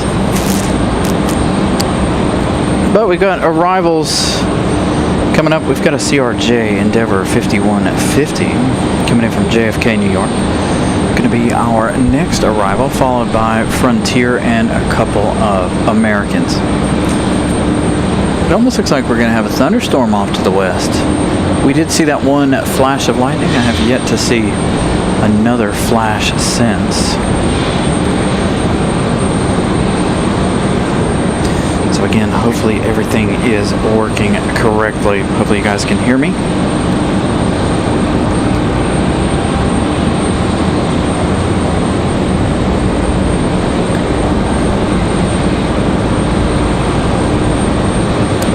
Be able to have that long range, much longer range shot of the arrivals. Oops, wrong button.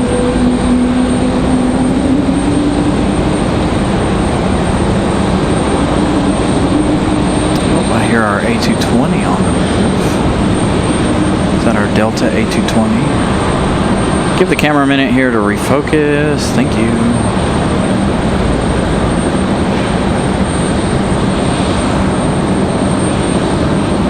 So the CRJ is way out there. That's why the camera's struggling. And as it gets darker, tend to have a couple more issues.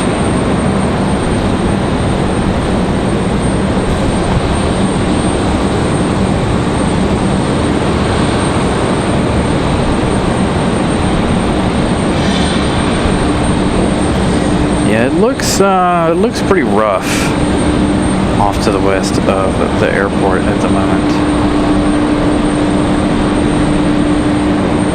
Gotta check our levelness here. Are we good and level? Yeah, we're close enough. It doesn't feel like we're level, but we are. There's our Delta A220 back to Boston. That's the A220-100. I'll be heading back to Boston here shortly.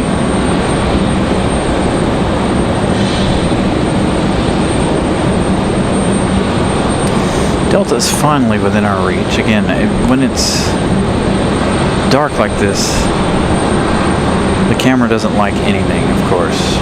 There we go, finally. Oh, was that thunder or was that the wind? Sounds like the wind.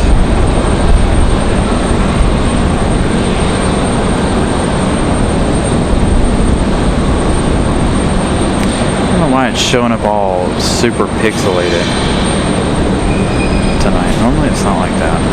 There we go.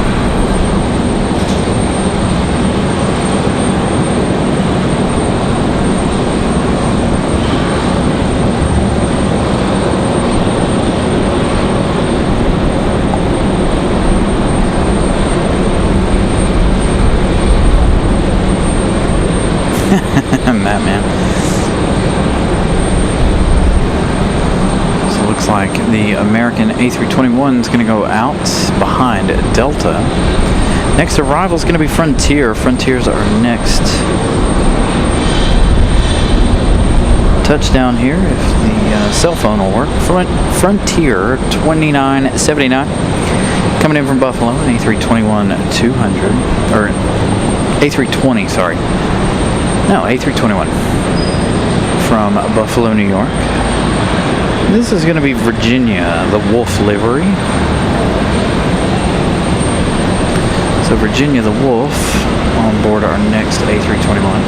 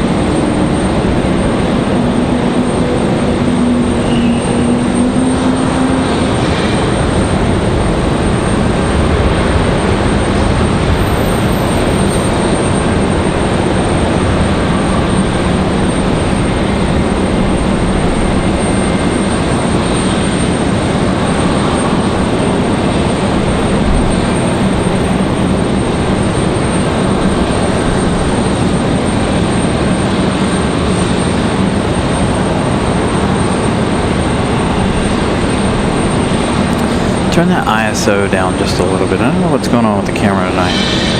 It's a little... It's trying to overcompensate. It does this every once in a while when we... during the day too. It drives me nuts.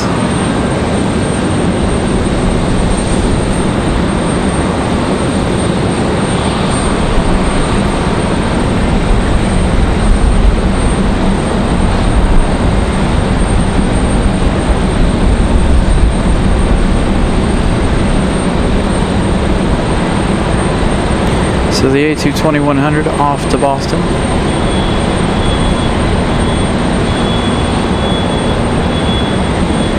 I'll have that A321 up next.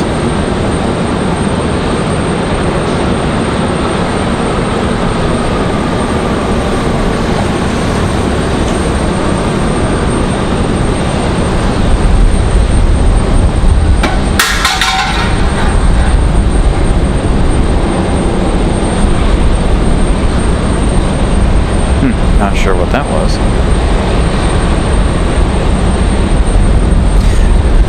Ritzy, good evening.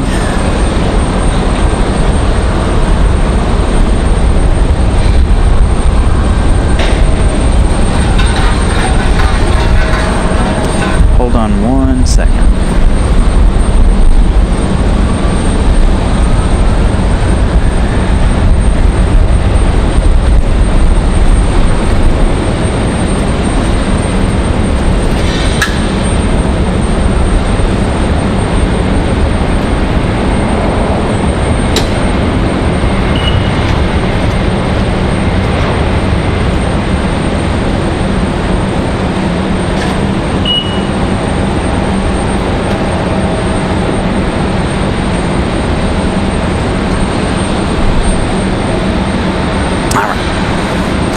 Sorry about that. Alright, so our next arrival is going to be American Airlines 2167 coming in from Chicago, 737-800. That departure is headed to Charlotte. American Airlines 1904, that A321.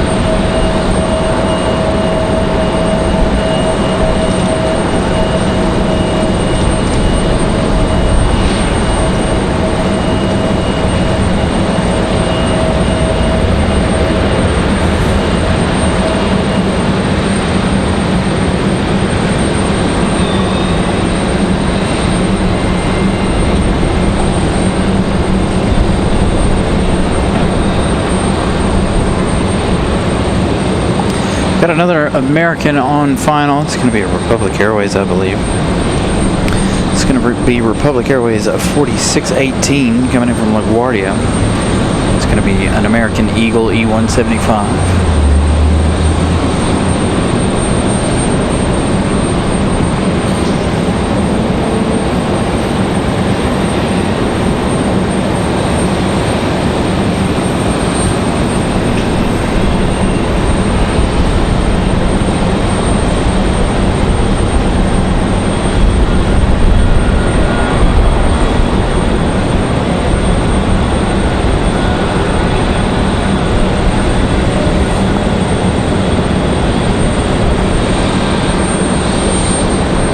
Where did that JetBlue go? United's right here. Did JetBlue leave already? Southwest on the move.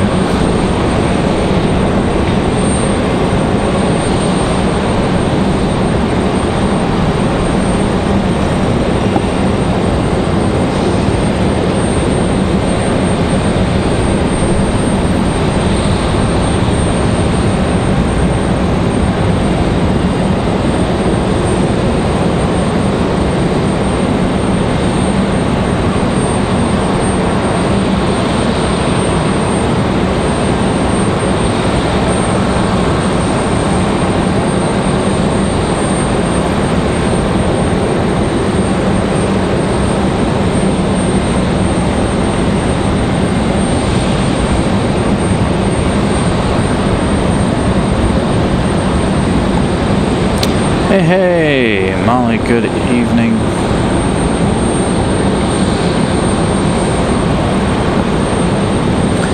Alright, Republic Airways 4618 from LaGuardia.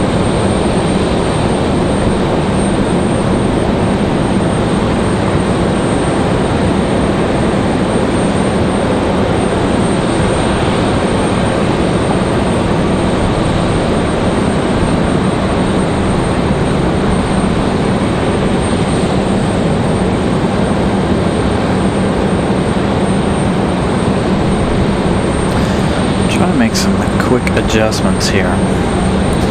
Again, I don't know what's going on with the camera, why it looks so different.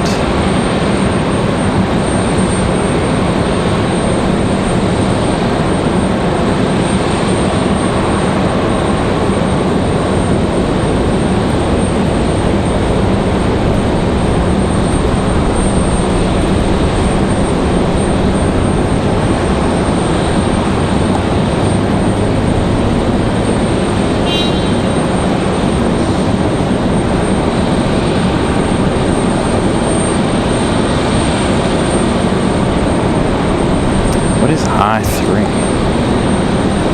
Never messed with that before. Let's see what that looks like for a minute. Sorry, I'm getting all that graininess. It's bugging me. It doesn't seem like the camera's usually that grainy.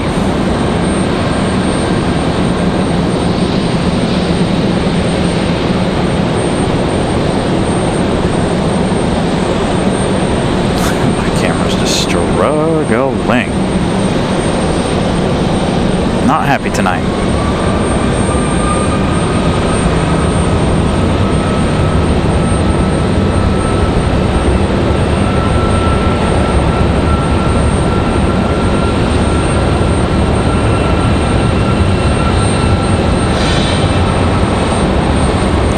Oh, I'm absolutely enjoying this cooler weather right now. I thought we were going to be in for a warm one a little while ago. Like when I first got here, it was really, really warm. Now it's nice and comfortable. The storm's rolling through, really cooled a lot of things down. Can't give you guys the sunset tonight, but Mother Nature's still trying to put on a little bit of a show for you guys.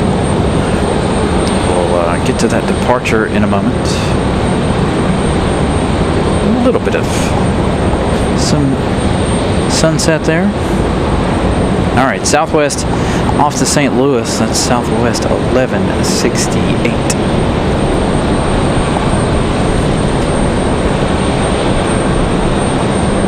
Looks like our next arrival is going to be JetBlue 2783 coming in the new livery. It's going to be an A320-200 coming at us from Boston, Massachusetts. So again, they are taking a little bit longer to get to us. They are having to fly some pretty strange routes here to avoid the weather.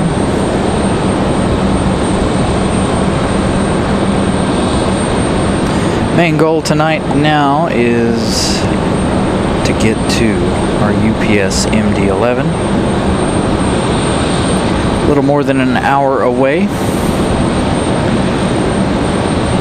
for the MD.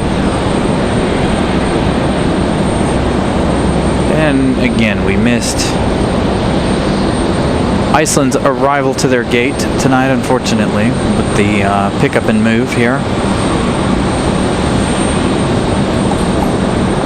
Molly with the sad but fun facts, 112 days until Christmas.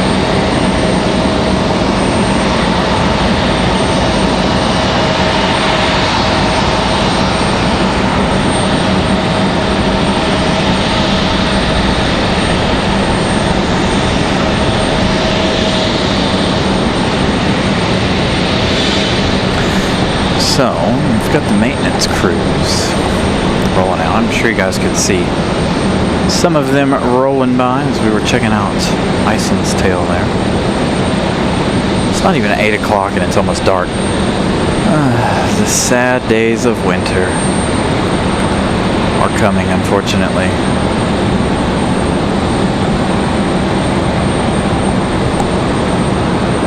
So the maintenance rig is rolling out there.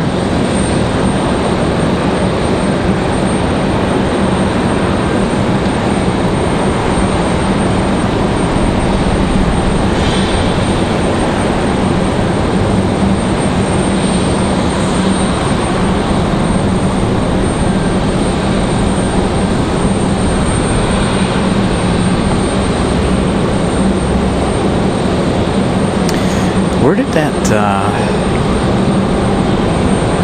E-175 go? All right, next arrival, JetBlue 2783. Again, this one coming in from Boston.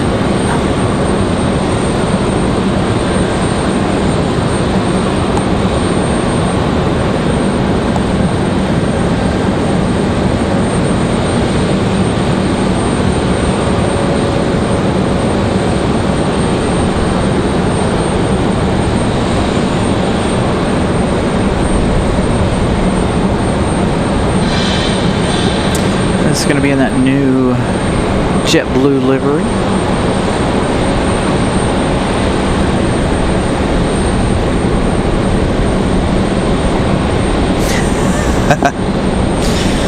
Oh my goodness.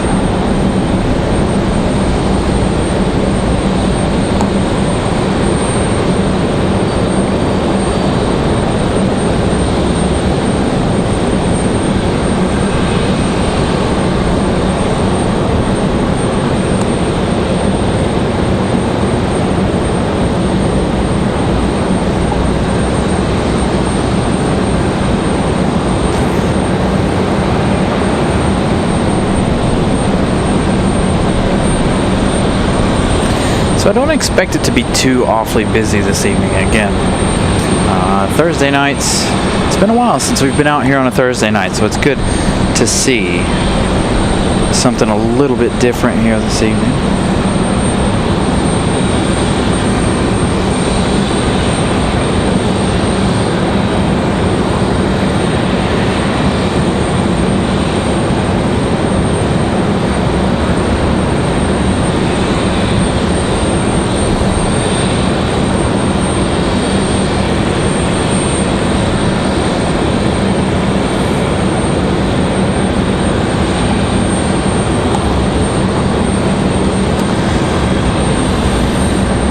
Start for Halloween. Ew. Really? I know a lot of stores have like Christmas decorations and stuff up. Hey, you guys want to do a little bus spotting? Might as well.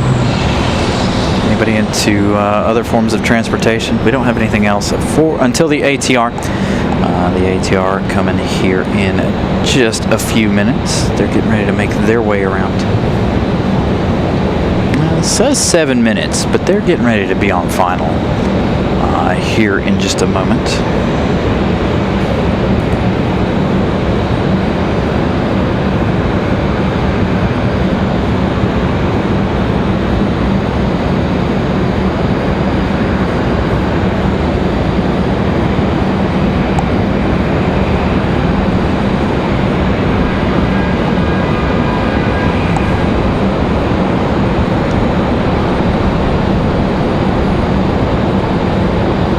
Sounds like United might be getting ready to move.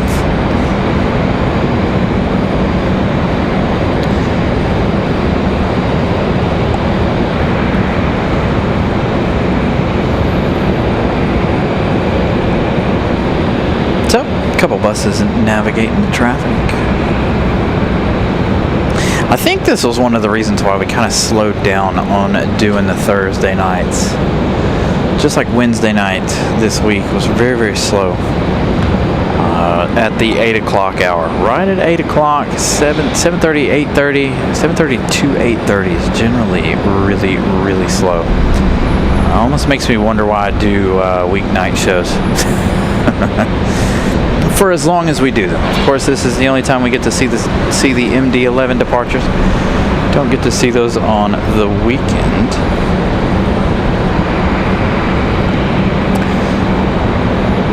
So we'll carry on here for a little bit, see what happens.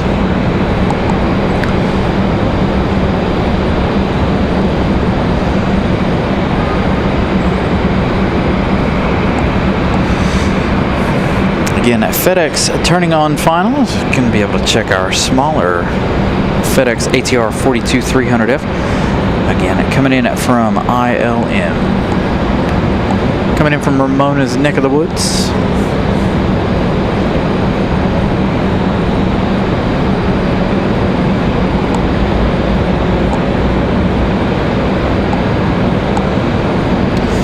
Try any new pumpkin treats.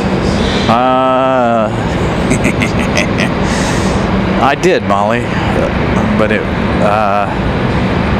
well, I didn't pick it up at your conventional store.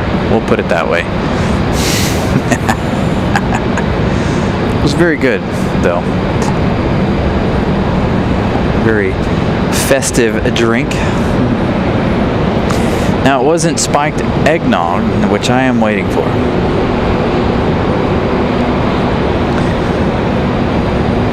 They have eggnog moonshine. They also have pickled moonshine too. I don't know how many of you guys know that. It's kind of disgusting, but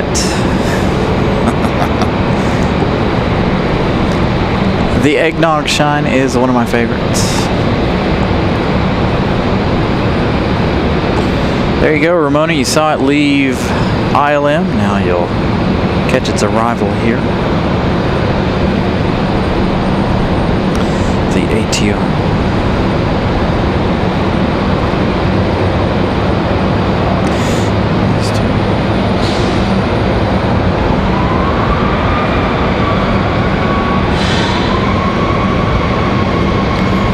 United getting a move on. That's what you guys are hearing there.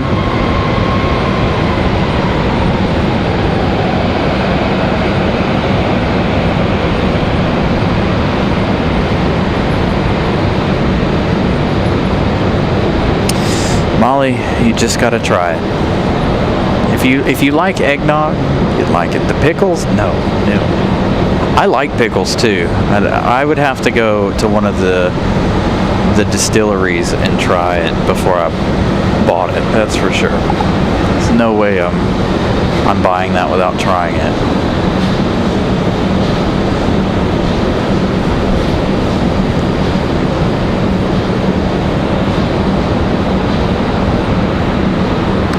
FedEx ATR 42-300 touching down from ILM.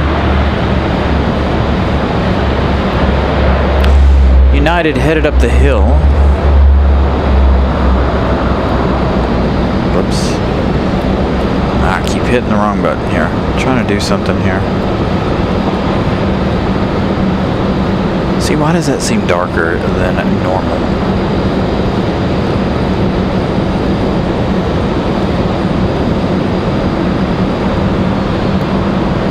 Oh, it looks fine on y'all's screen. I do like some good peppermint stuff. We're gonna have to find something for Christmas. Nice peppermint beverage.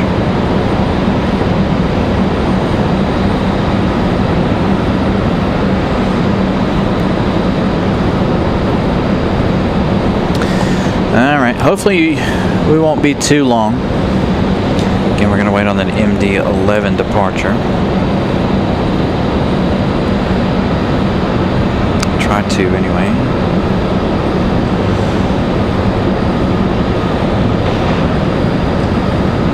Yeah. Busy morning tomorrow.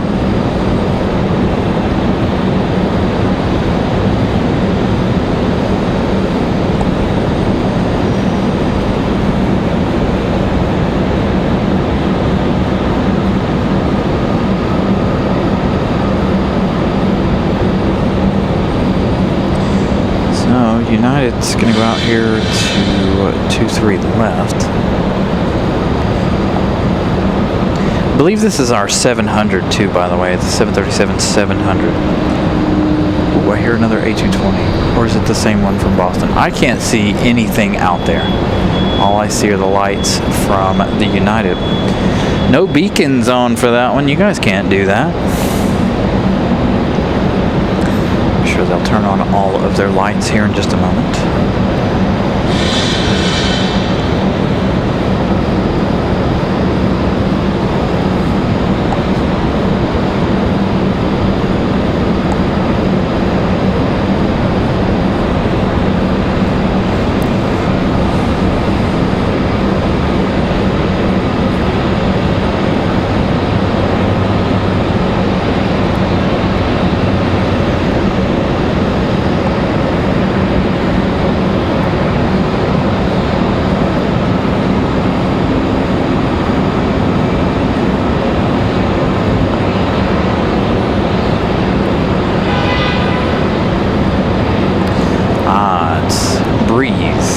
Airways.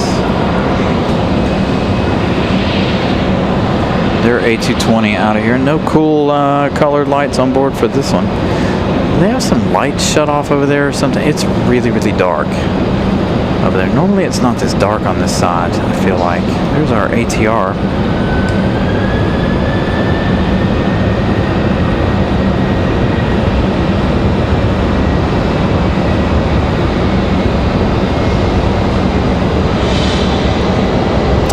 No, I haven't had Del Taco since the other night. Since the last time. That Wednesday. That Wednesday episode of the show. I haven't had any since then. I haven't made my way to Durham. I haven't had any reason to go over there. There's the blue ambient light we were looking for. I'm going to turn this off and turn it back on. Give me 1 second. Yeah, no change. I did, however, last Friday, went out and celebrated the birthday on Friday. We went to a place called Raleigh. If you guys are familiar or live in the Raleigh area, I highly, highly recommend Raleigh. It's a bourbon bar, but their food is fantastic. Absolutely fantastic. The entire family went out there. It was quite the treat. Pimento cheese fritters were fantastic. Comes with a pepper jelly. So United, that 737-700.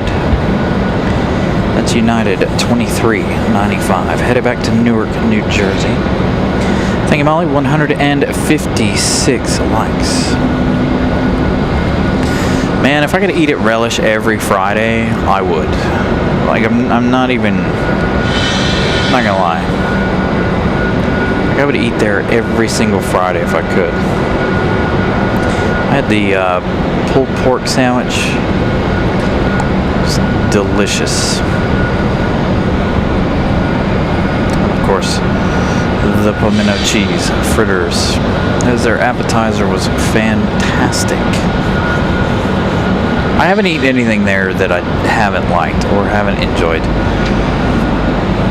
But they have a little bit of everything, I think. Got United headed up the hill here as our A220 gets ready to go.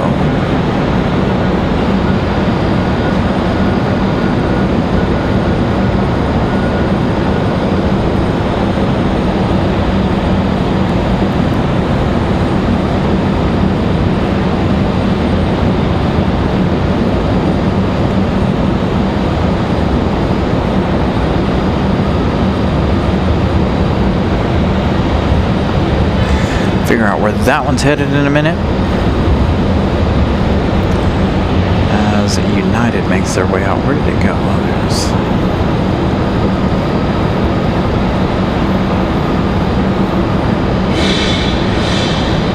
there's... Hey, John Southwell.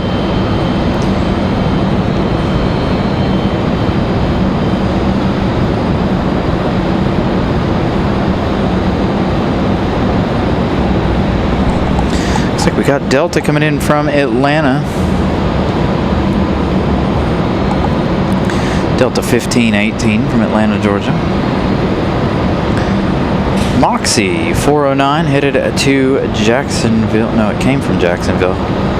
Alright, they didn't. Flight radar, there we go. Headed to Akron. Moxie 409 now headed to Akron. That one came in from Jacksonville.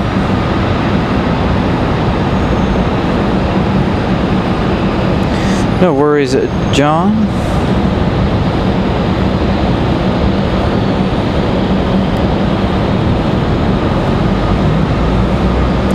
Yeah, Molly, if you get the opportunity, do it. Do it. It's absolutely, it is probably nothing. It is my favorite place to eat. Pricey, but perfect. I don't know. I have to say, 4 of us ate. It was like $150 or something like that. So it's not too terrible. I can't remember how much it was when we had our date night there, just the 2 of us. Got another bus. Again, not a whole lot going on here tonight. Now, very, very busy start of the show.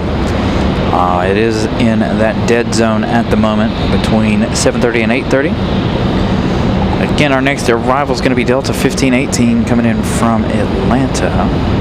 Looks like we've got Air Canada Delta, American, Delta, and I don't know what this one right here is. What is this? Spirit Airlines coming in. So we've got about 4 arrivals here. 5 arrivals. Air Canada from Toronto. Jazz 838. Well, I really enjoyed the pulled pork. They have Cajun macaroni and cheese. I want to try that. I did try the chili mac. It was okay. But they have a whole host of mac and cheeses. And again, like I said, I had the pulled pork this last time. I think the first time I went, I had a burger. That was really good. And I think the next time I go back, I think I want to try the Reuben. I think that we even said they had like escargot too. So it's not a fancy restaurant by any stretch of the imagination either. So, but it is absolutely fantastic. Highly recommend Relish.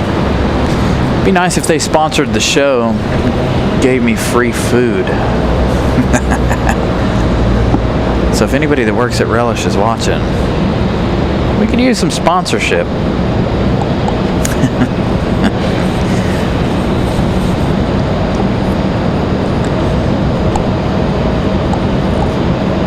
I would probably make myself sick, to be honest.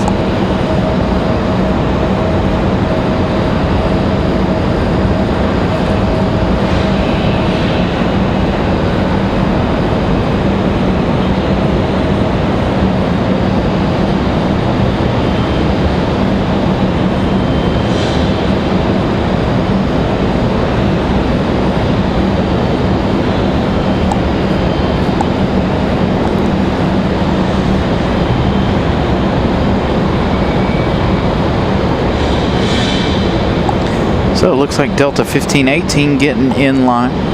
Again, we've got a couple of different ones. We do still have this right here, Iceland Air's departure, 737 MAX 8 tonight. That departure in about 15 minutes or so. We've got about an hour left in tonight's show unless the action absolutely falls on its face again. We do have 5 arrivals here in the next few minutes. Very, very busy when we started the show. Tends to fall out in the evening, unfortunately. I feel like I'm at a hub. If you guys know my hashtag hub life, it goes from extremely busy to extremely dead. Busy for a couple hours and then it's dead for an hour.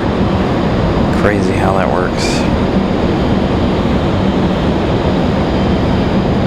That sounds good, John Southwell. All you can eat ribs.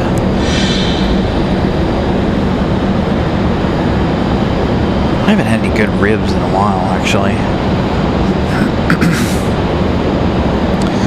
So Delta 1518, 737-900. From Atlanta, 58 minutes flight time for this one.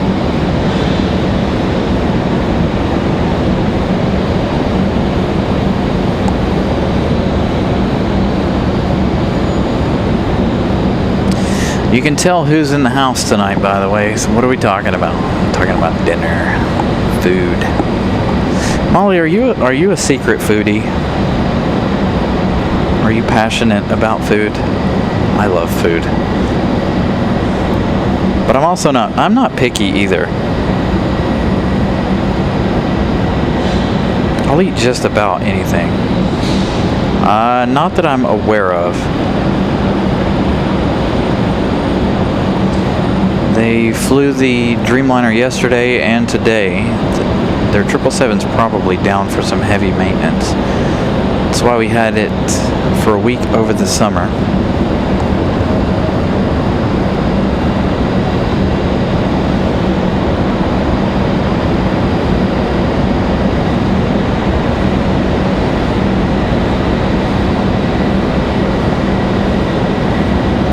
should do food blogs, but I don't eat enough, and like I don't go out to eat enough to do like food blogs. Plus, I don't like people watching me eat either, which Molly and I have had this conversation before. I just can't see how people sit in front of a camera with people watching live and eat. Just, that baffles my mind.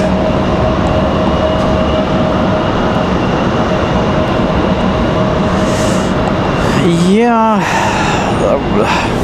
So they brought it back. So originally, if you've watched the show, or you've come out here to the airport, or you follow the airport, they started with the Dreamliner, went to the A350. Now it's back to the 787 Dreamliner. I do wish they would bring the A350. Out of all three of the options that they bring, I feel like the A350 is my favorite. The A350 is just a beautiful plane, in my opinion.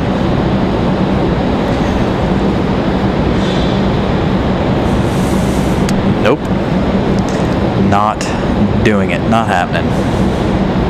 It baffles me how people can sit and do that. Especially on a live show, right? Like, no.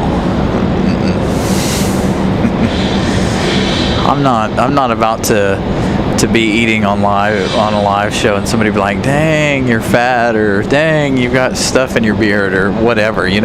Granted, that's polite, letting me know there's stuff in my beard, but I can't. No. I don't even like being on camera personally. It took me a few months to actually even be comfortable doing this live show, because I don't like listening to myself, and two, it's really hard, I'm self-conscious about it, I guess you could say. So being the host of a show is quite difficult. Every now and then you guys will see me on the show, but I'm not, I'm one of the shy hosts.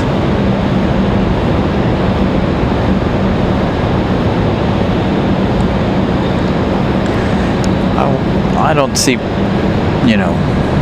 putting pictures of myself as my thumbnail along with the planes. I can't do it. Can't do it.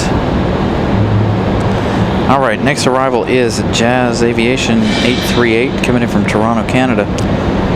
This one's going to be on the E175SU. I have my days, Jonathan. Some days I do great, some days I'm so off it's not even funny.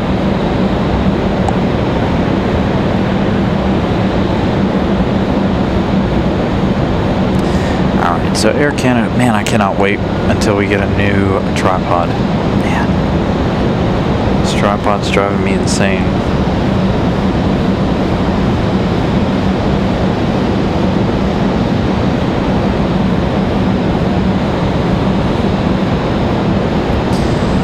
I just find it like, if you're doing a live show, who's really interested in watching you sit down and eat a meal if that's not what you're actually there to do? Does that make sense?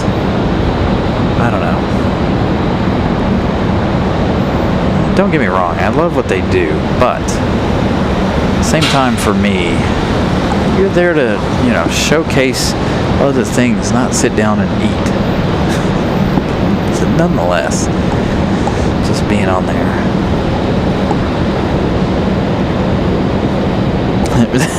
Dude, Batman, if I were full-on grumpy on this show, man, you guys would either be laughing at me or you would absolutely hate me sometimes.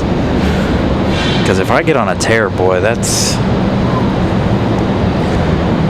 I try not to do shows if I'm really not feeling it, right? So you don't want to come out here in a bad mood and, then you just turn people away. You can't do that. I feel like Wednesdays and Thursdays are like our quiet day. So if you guys notice, on Wednesdays and Thursdays, I try to keep my voice a little more mellow, relaxing, you know. We're trying to relax after a long day at work. Sunday, we're a little more peppier about it. But I try to make Wednesday and Thursday shows as relaxing as possible.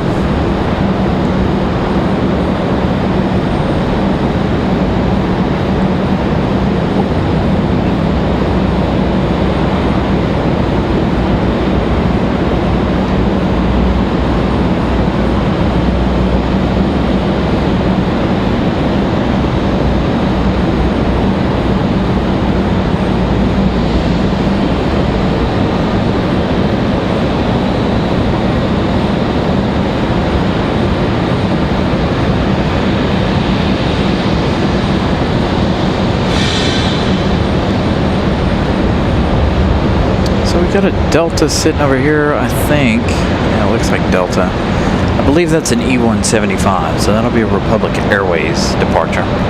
Air Canada touching down there. Next up, we've got the Banana, Spirit Airlines.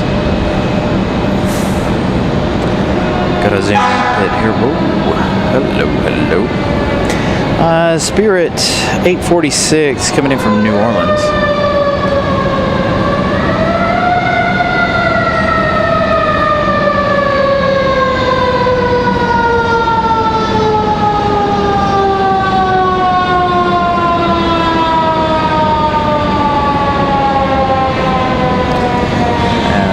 They make their way around.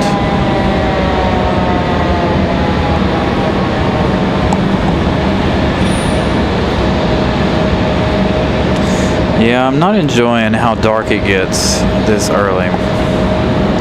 So like when we do the weekday shows in the wintertime, many of you guys know that it's our nighttime show. I know a lot of you guys ask us, oh, when are you going to do some nighttime plane spotting, this, that, and the other.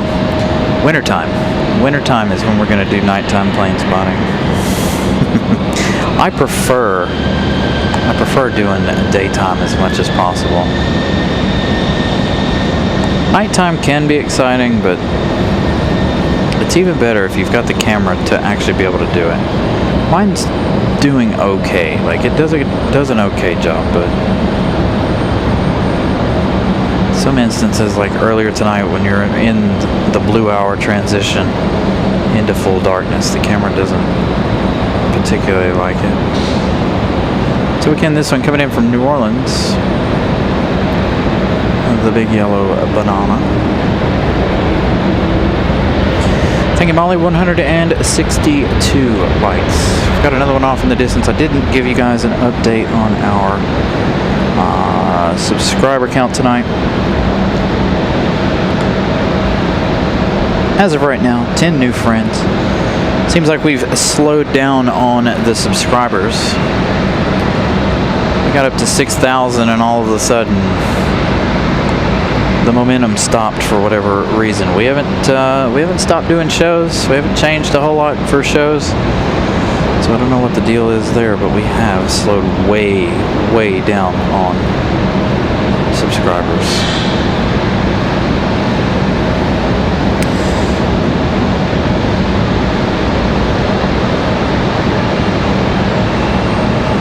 Football season coming up, so we'll be competing with that.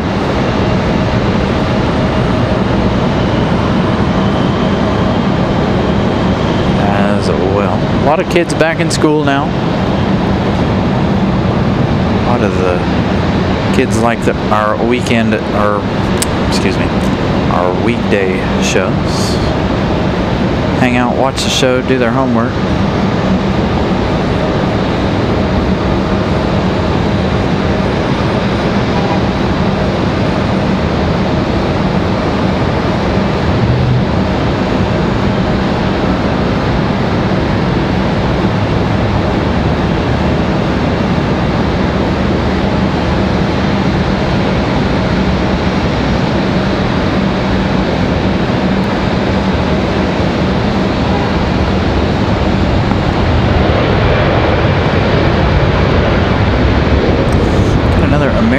headed up the hill here, just like Delta sitting at the end of the runway. So Delta touching down. Delta 2992 from Miami. A319. It's 8:30. We should have Iceland's pushback here in a minute. See that American headed up the hill there. Got another arrival off in the distance. Got two more. Got American 3178 coming in from Charlotte. This is going to be an A321-200.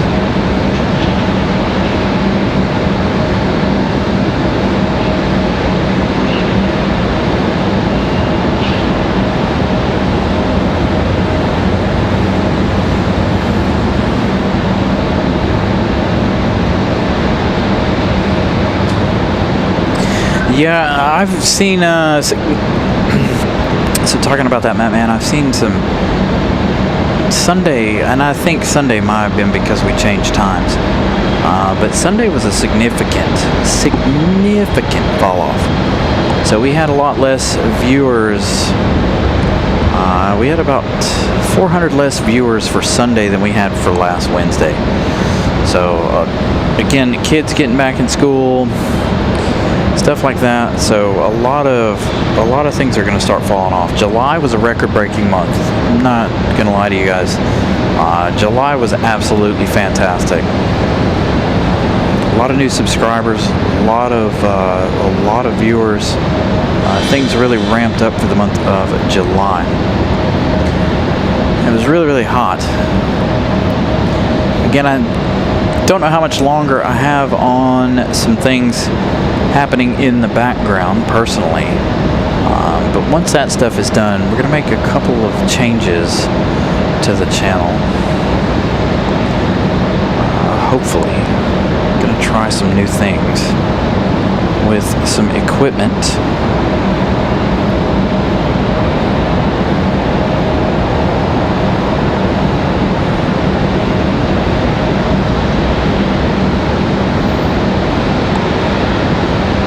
We'll see. We'll see what happens.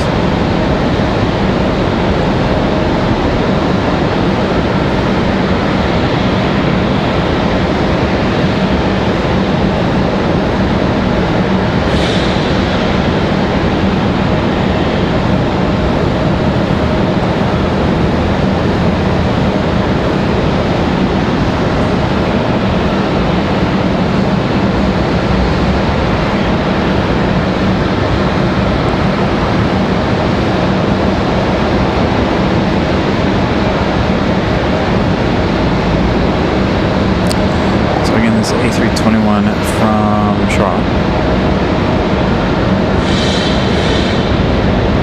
Next arrival looks like it's going to be a Breeze Airways. We've got Frontier as well.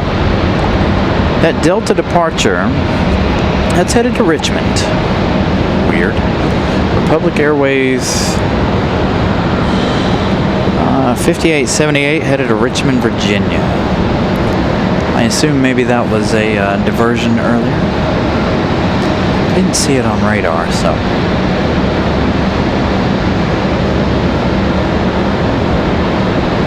Next arrival is going to be, nope, that's the wrong one. Thank you. Moxie 541 coming in from West Palm Beach. It's going to be another A220-300.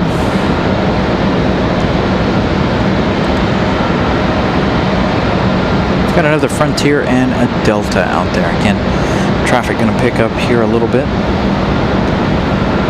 given that it's almost 8:30.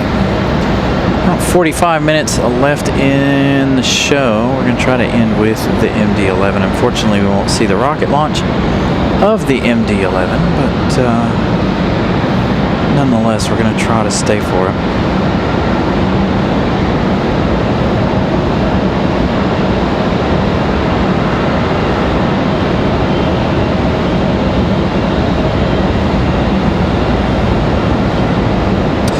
So Lynn, you are correct. The busier the chat can be, the more it helps the algorithm.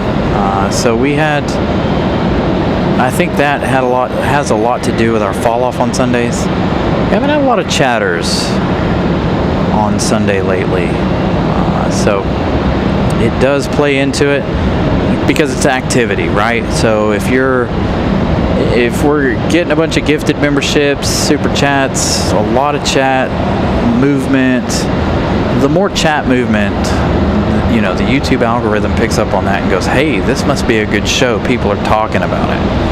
So then it opens it up to it. So those Sundays where we don't have a whole lot of chatter going on, I'd have to look at the numbers, but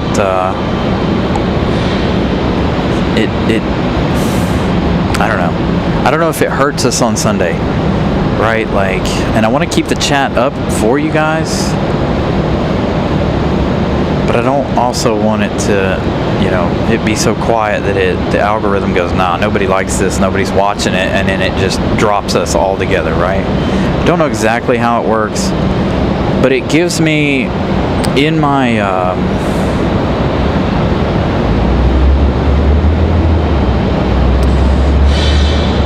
so one of the tools that you have as a streamer in the thing is it shows you how many chats, and it does it in a bar graph, shows you by the hour or by every 30 minutes, whatever it is. It shows you how many chats, where they peaked, where they dipped. It shows you each individual chat, right? So I don't know, again, I don't know exactly if that falls into the algorithm, but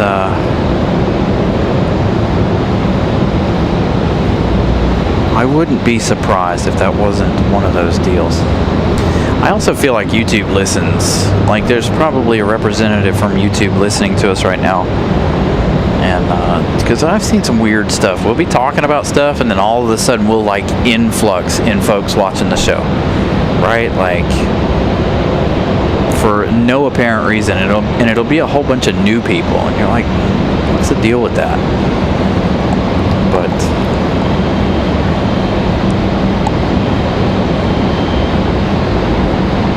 yeah, so again, YouTube is weird. So their algorithm is based on a number of different factors, right? So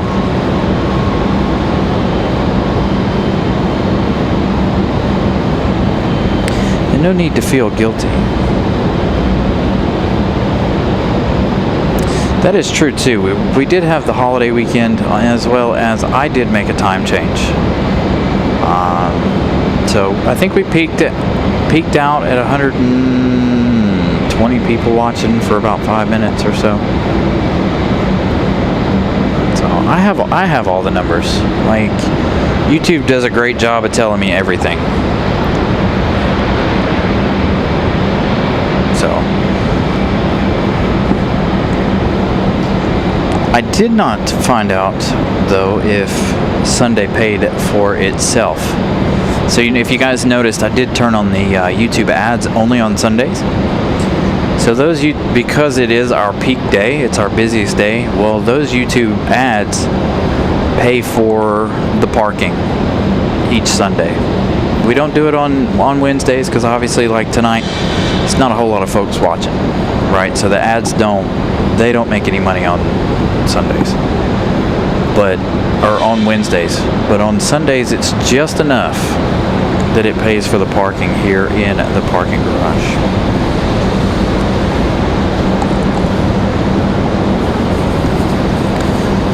I can give you guys a little bit of insight on how the YouTube stuff works. Some things I can, some things I can't. Some things are a mystery to me as well. So we got Frontier 4610 coming in from Houston, Wiley the Coyote livery. 2 hours, 17 minutes of flight time for Wiley here. A320neo. It says at 0 minutes, but they've got about a minute to a minute and a half here as we wait on Iceland and their departure. We always talk about food, especially when Molly's here.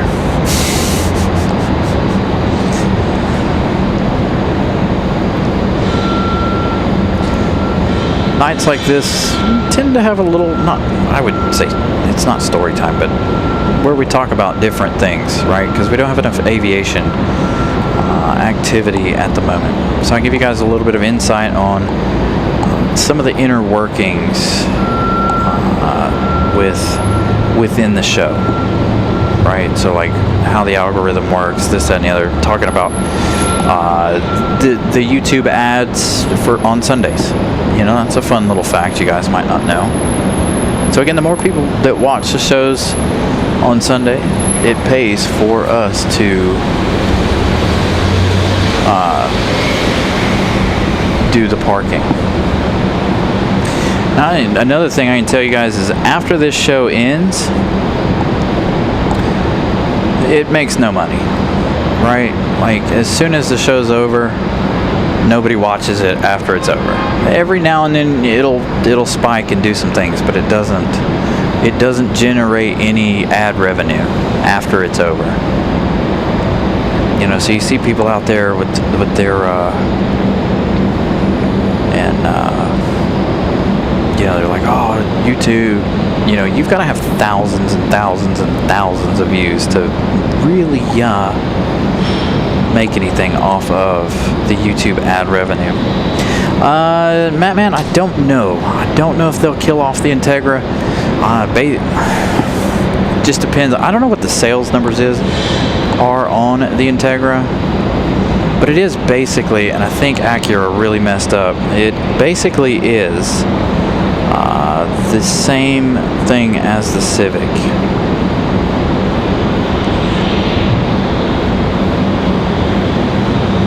So like if you look at the interior of the Integra and the interior of the Civic, they're pretty close to the same, which if you guys remember in the 80s and 90s, they were completely two different cars, the Integra and the Civic. You got in one, you felt like you were in an Integra, you got in the other, you were in a Civic. Now they feel pretty well the same.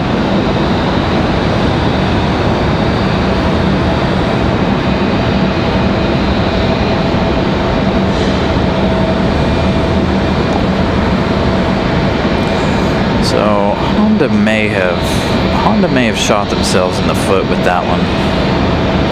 Now you take those 90s cars and engines, transmissions, suspensions, all that stuff would swap between the Integra and the Civics.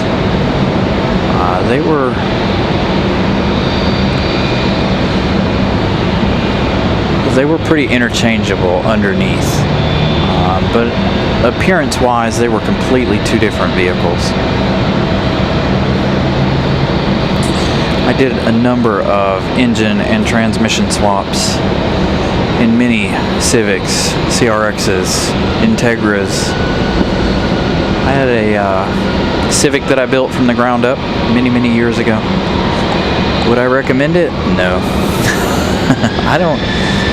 Building cars for me now is, I don't know how fun that would be.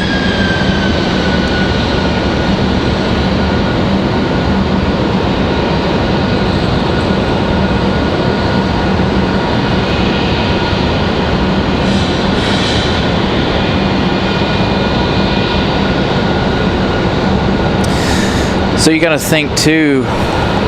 There, John Southwell, what's the leading auto manufacturer? Toyota, Lexus, they're the same. Plus, that means you live in a rich area. See, there you go, Matt, man. So they're both made in the same factory. It's like Toyota and Subaru with the BRZ FRS, right? It's the same car. It's made in the same factory. There's somebody at the end of the line that says, all right, that one's a Toyota, that one's a Subaru. That one's a Toyota, that one's a Subaru.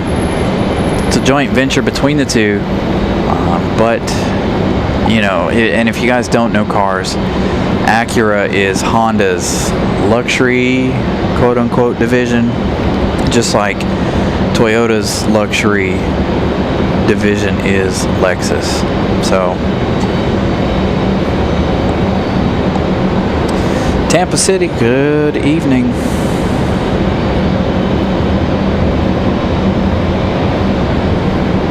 I wouldn't mind having a Bronco, to be honest. I think I would take a Bronco over a Jeep. I'm not a huge fan of Jeeps. The horror stories, as a technician, okay, take it from somebody who's been in this industry and working on cars for the last 10 years. There are so many horror stories about Jeep and them having all kinds of issues. Like, I don't knock them, I don't hate them. Would I drive one? Absolutely. Some of them are really, really nice. But from a mechanical standpoint, you hear the horror stories that come as a mechanic, as a technician. So got JetBlue creeping up the hill. We saw this one head back to the gate earlier, this white one. I think they had a crew timeout or something to that effect. So this JetBlue up the hill. You know, I don't know if they do still have the death wobble. I'm sure they do, but I think most of their problems is electrical, right? Nowadays, at least that's what we hear mostly about, is like electrical issues and gremlins of that nature. There are a bunch of other things too, but you know, working in this industry, like I said, you learn a lot about other manufacturers. BMW, any European car, they're okay if you're not going to keep it. That's what we say in the shop. Buy your BMW, buy your Audi, buy your Mercedes, if you're not going to keep it. They're expensive to maintain. They're pretty reliable from a certain standpoint, but they do have their issues. But all manufacturers have their issues. We see it all the time at work. It's not, you know, just one manufacturer over the other. They all have their issues. But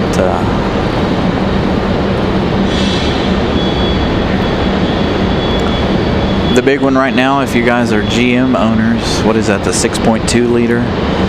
For any of the GM engines, they're only lasting about 10 to 20,000 miles, most of them, or a lot of them, before the engine detonates. Hyundai has really come up, right? Granted, you still hear the horror stories about Hyundai and some of their engines, and they don't last past a certain time. My niece, in fact, just got a brand new Kona because her Tucson's transmission went out, and they didn't want to warranty it. So she's like, all right, forget it. She got a brand new Kona. I assume she got a lease on it. So 23 Right is closed due to maintenance. This is going to happen on through October. If you guys are just joining us, 23 Right is going to be closed on through October, through various points of the day. They reopened it at 3 o'clock, and I've got a source in the airport. He was like, yeah, it's going to open at 3. He didn't tell me it was going to close again after the Dreamliner and the 777's departures there. So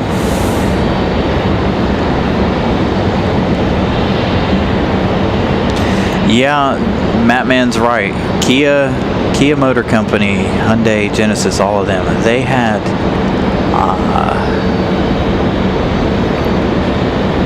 they really did a number on the numbers, right? They outsold everybody in the month of June. My personal opinion on cars, okay? Now, this is not a buyer's guide. This is not a whatever, right? You like what you like. Nobody can change it. But from a mechanic standpoint of 10 years, you can't go wrong, in my opinion, with Japanese cars. Honda's having some sort of issues with their, whatever, I think it's their V6. But Japanese cars, you really can't go wrong with them. Don't really hear a whole lot about them unless it's something safety related, like the airbags, right? Everybody had that problem. It wasn't just Japanese cars. And again, like I said, every manufacturer has their faults, their issues. Just depends. Growing pains with new engines. We have an engine that we've had some growing pains with, so. And I don't know if you guys remember back in the day, Toyota replacing a lot of chassis on the Tundras. So not every manufacturer is safe. And I've had tons of cars. I stick mostly to Honda. I had a couple of Hyundais. Drove them well over, well, the second one I got into a really bad accident with. But the first one, we drove it well over 100,000 miles. Great car. My wife wrecked it twice. Not her fault either time. And then the accident I had in the newer one was not my fault either. But they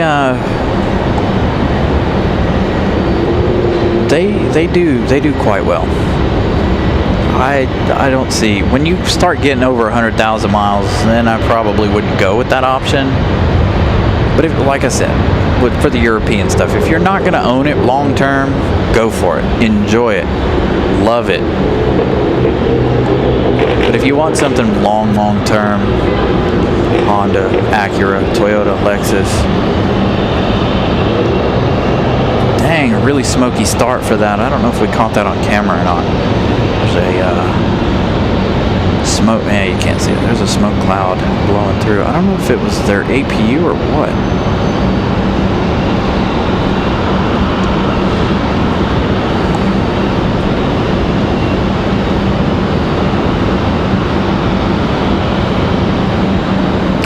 Yeah, we've got there's a lot of Broncos around here. A lot of the guys at work drive Ford trucks.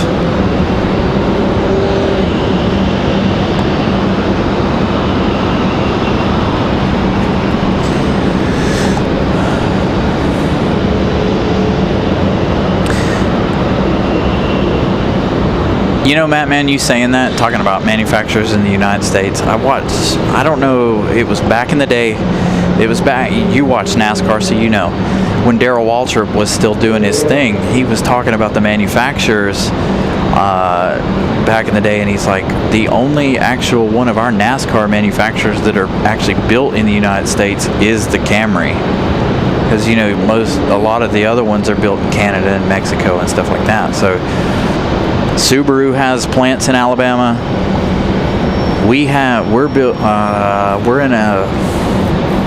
We're in Indiana too. We're also in Canada as far as Lexus Toyota goes.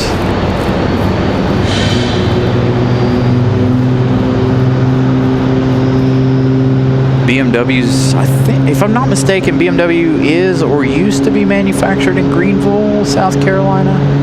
One or two of their models, or they have a showcase where you can go out and drive it. I can't remember. Corvettes are built in Kentucky. Bowling Green.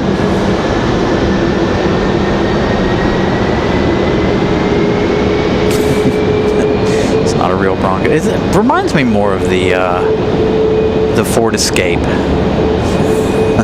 the older square Ford Escape. Like, they wouldn't let that die, so they brought it in as the Bronco Sport. Next arrivals, Moxie 755. This one coming in from San Diego, California. Another A220 300.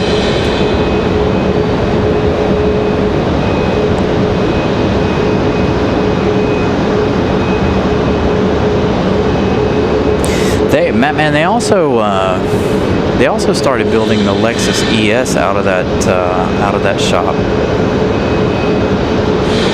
or out of that factory there. Let's say since 2016, 2017, if I remember correctly.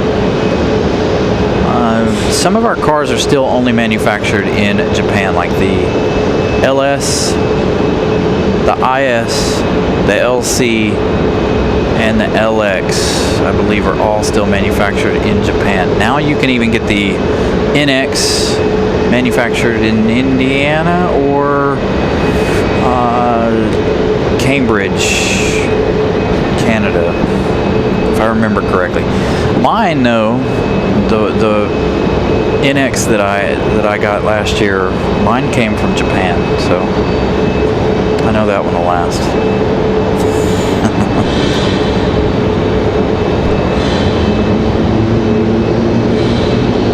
Yeah, we actually have some family friends that live in Bowling Green, Kentucky. Last time we were up there, we rode by the museum there, or the plant.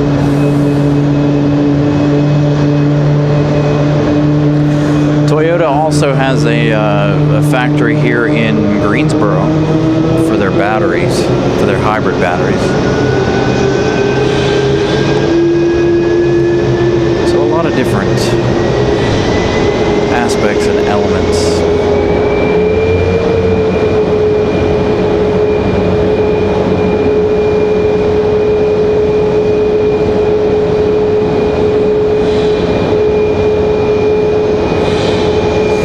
The Toyota Tundras, all of those are built in Texas.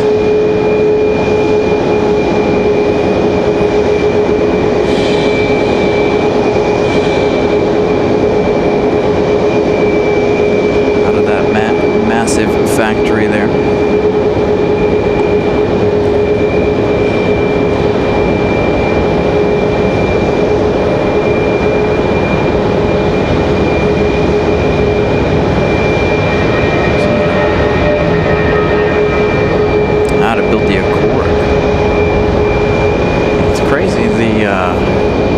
Manufacturing that they've brought over here.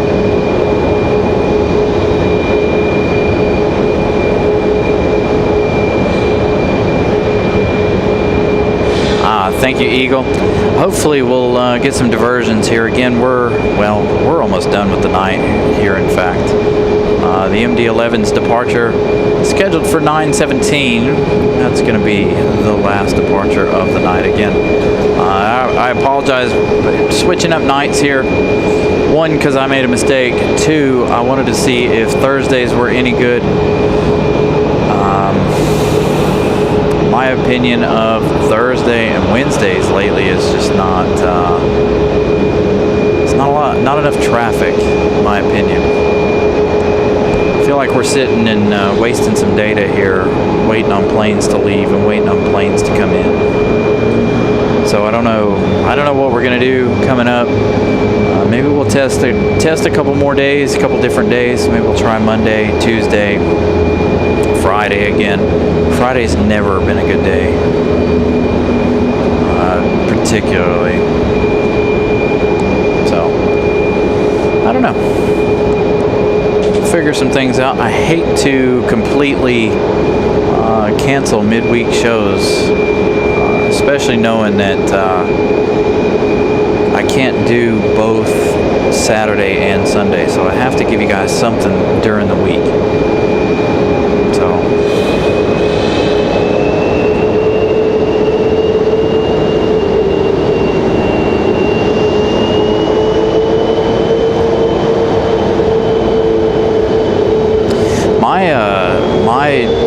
my Civic Type R was built in the UK.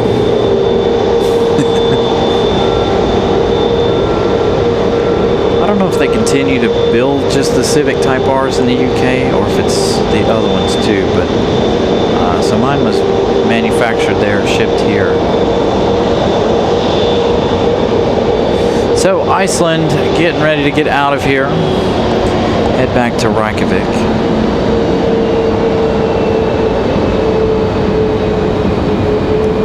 So again, like, I've got about 15 minutes left in the day here. Again, like I said, I apologize. Nothing we can do, right? Traffic is traffic. Absolutely nothing we can do. The only thing we can do is be here. So testing things out. Southwest 2665 coming in from Chicago Midway. This one's 737-800. Blew right past it.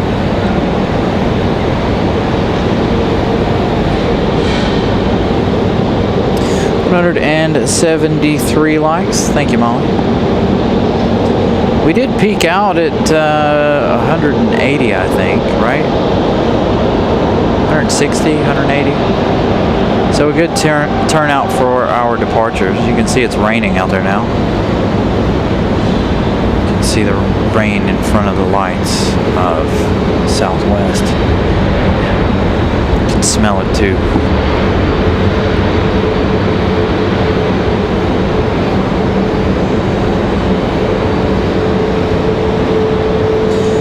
So like I said, I don't know what we'll do scheduling wise.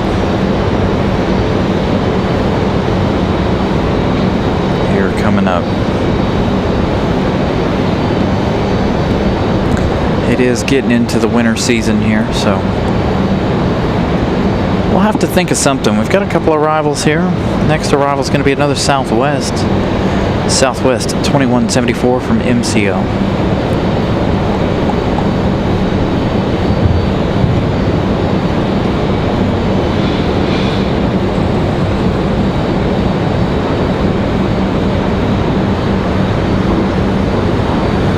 The MD-11 is up on flight radar at the moment.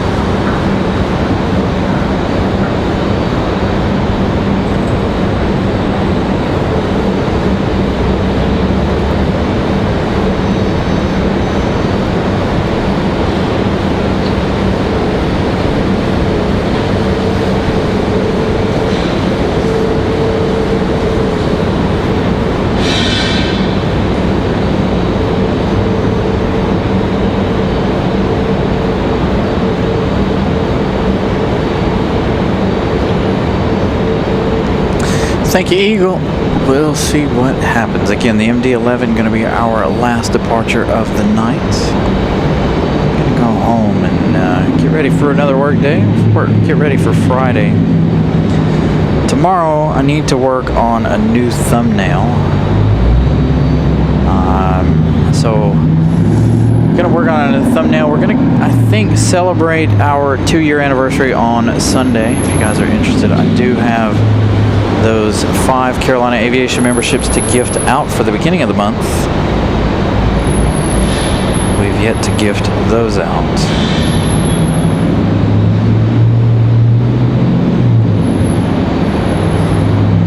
And we'll figure out if we want to go Saturday or if we want to do Sunday.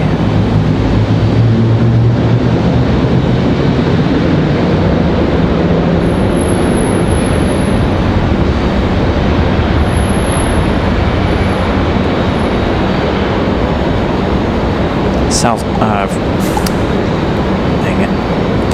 Frontier sitting over here. Iceland's going to creep up behind them here.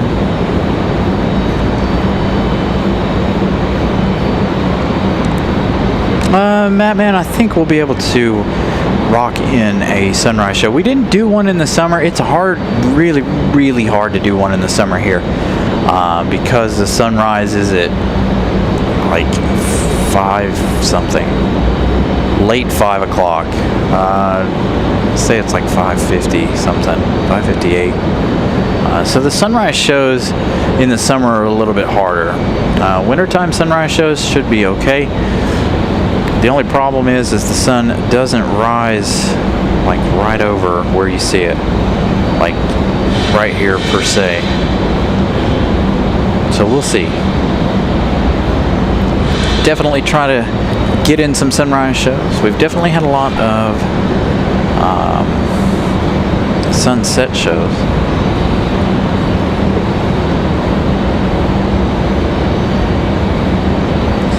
Frontier looking like they're going to give us a turn and burn here. You can see the rain just in front of the taxi lights there.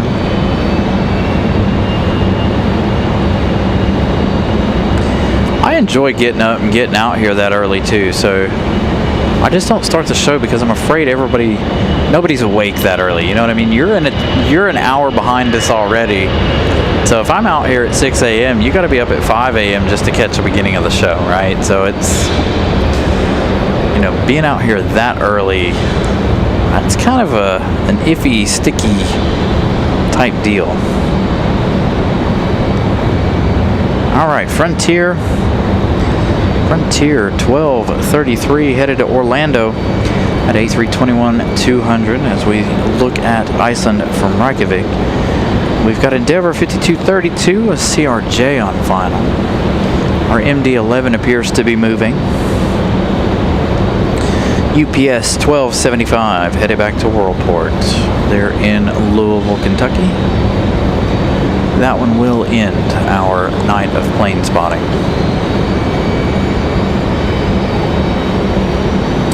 But there is a thing to be said about being on the air that early.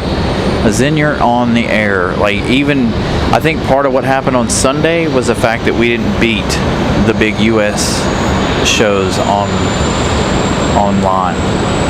Right? So the earlier we're online, before the big US shows, the better chance we have for viewership.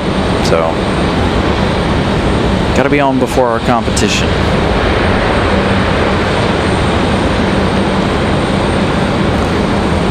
Is the MD gonna take the, what you call it? The farthest taxiway out there? Or is that one closed? There she is. The MD-11 headed up the hill. In the MD, our last departure here. Sadly, from our location, you won't see the rocket launch, but we should be able to hear the power.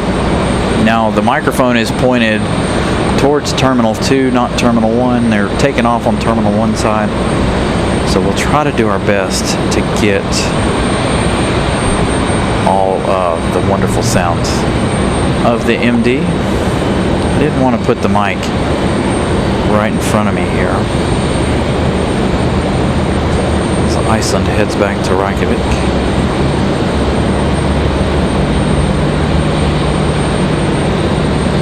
Looks like our MD-11 is going to get an early move on tonight.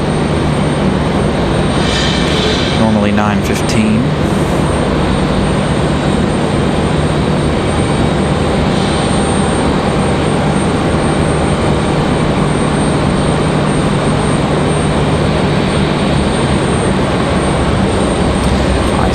To Reykjavik, this Max 8. Get out of here.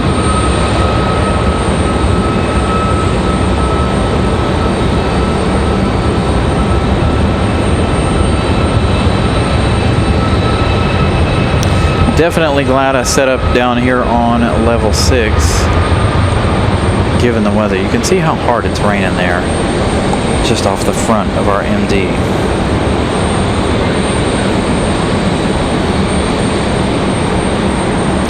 So this one's going to be our last plane of the show. I'm going to try to turn things up, so hopefully you guys can hear it. We'll see how that goes. Enjoy.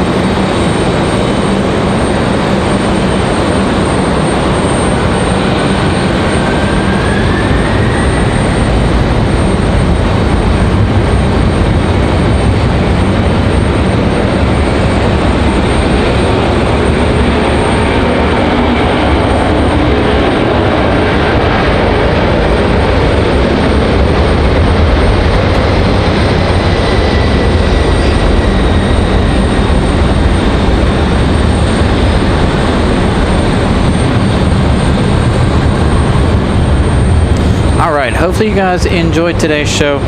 Had that 787 Dreamliner, had that 777, of course, normal staples. Very, very busy at the beginning of today's show. Again, things falling off there toward the end, of course. Wintertime is approaching quickly, so that means flight changes. Things are going to kind of die down here around the airport. So, that said, thank you guys for watching. We'll see you guys again on hopefully Sunday, possibility of Saturday. Remember, turn on all notifications. That's why nobody gets notified. You've got notifications on, but you have to hit all in order to be notified every single time we go live, okay? So make sure you guys do that, and we'll see you guys on Saturday, possibly Sunday, possibly Saturday. I don't know yet. We'll figure it out. Thank you guys so much for watching. Good night.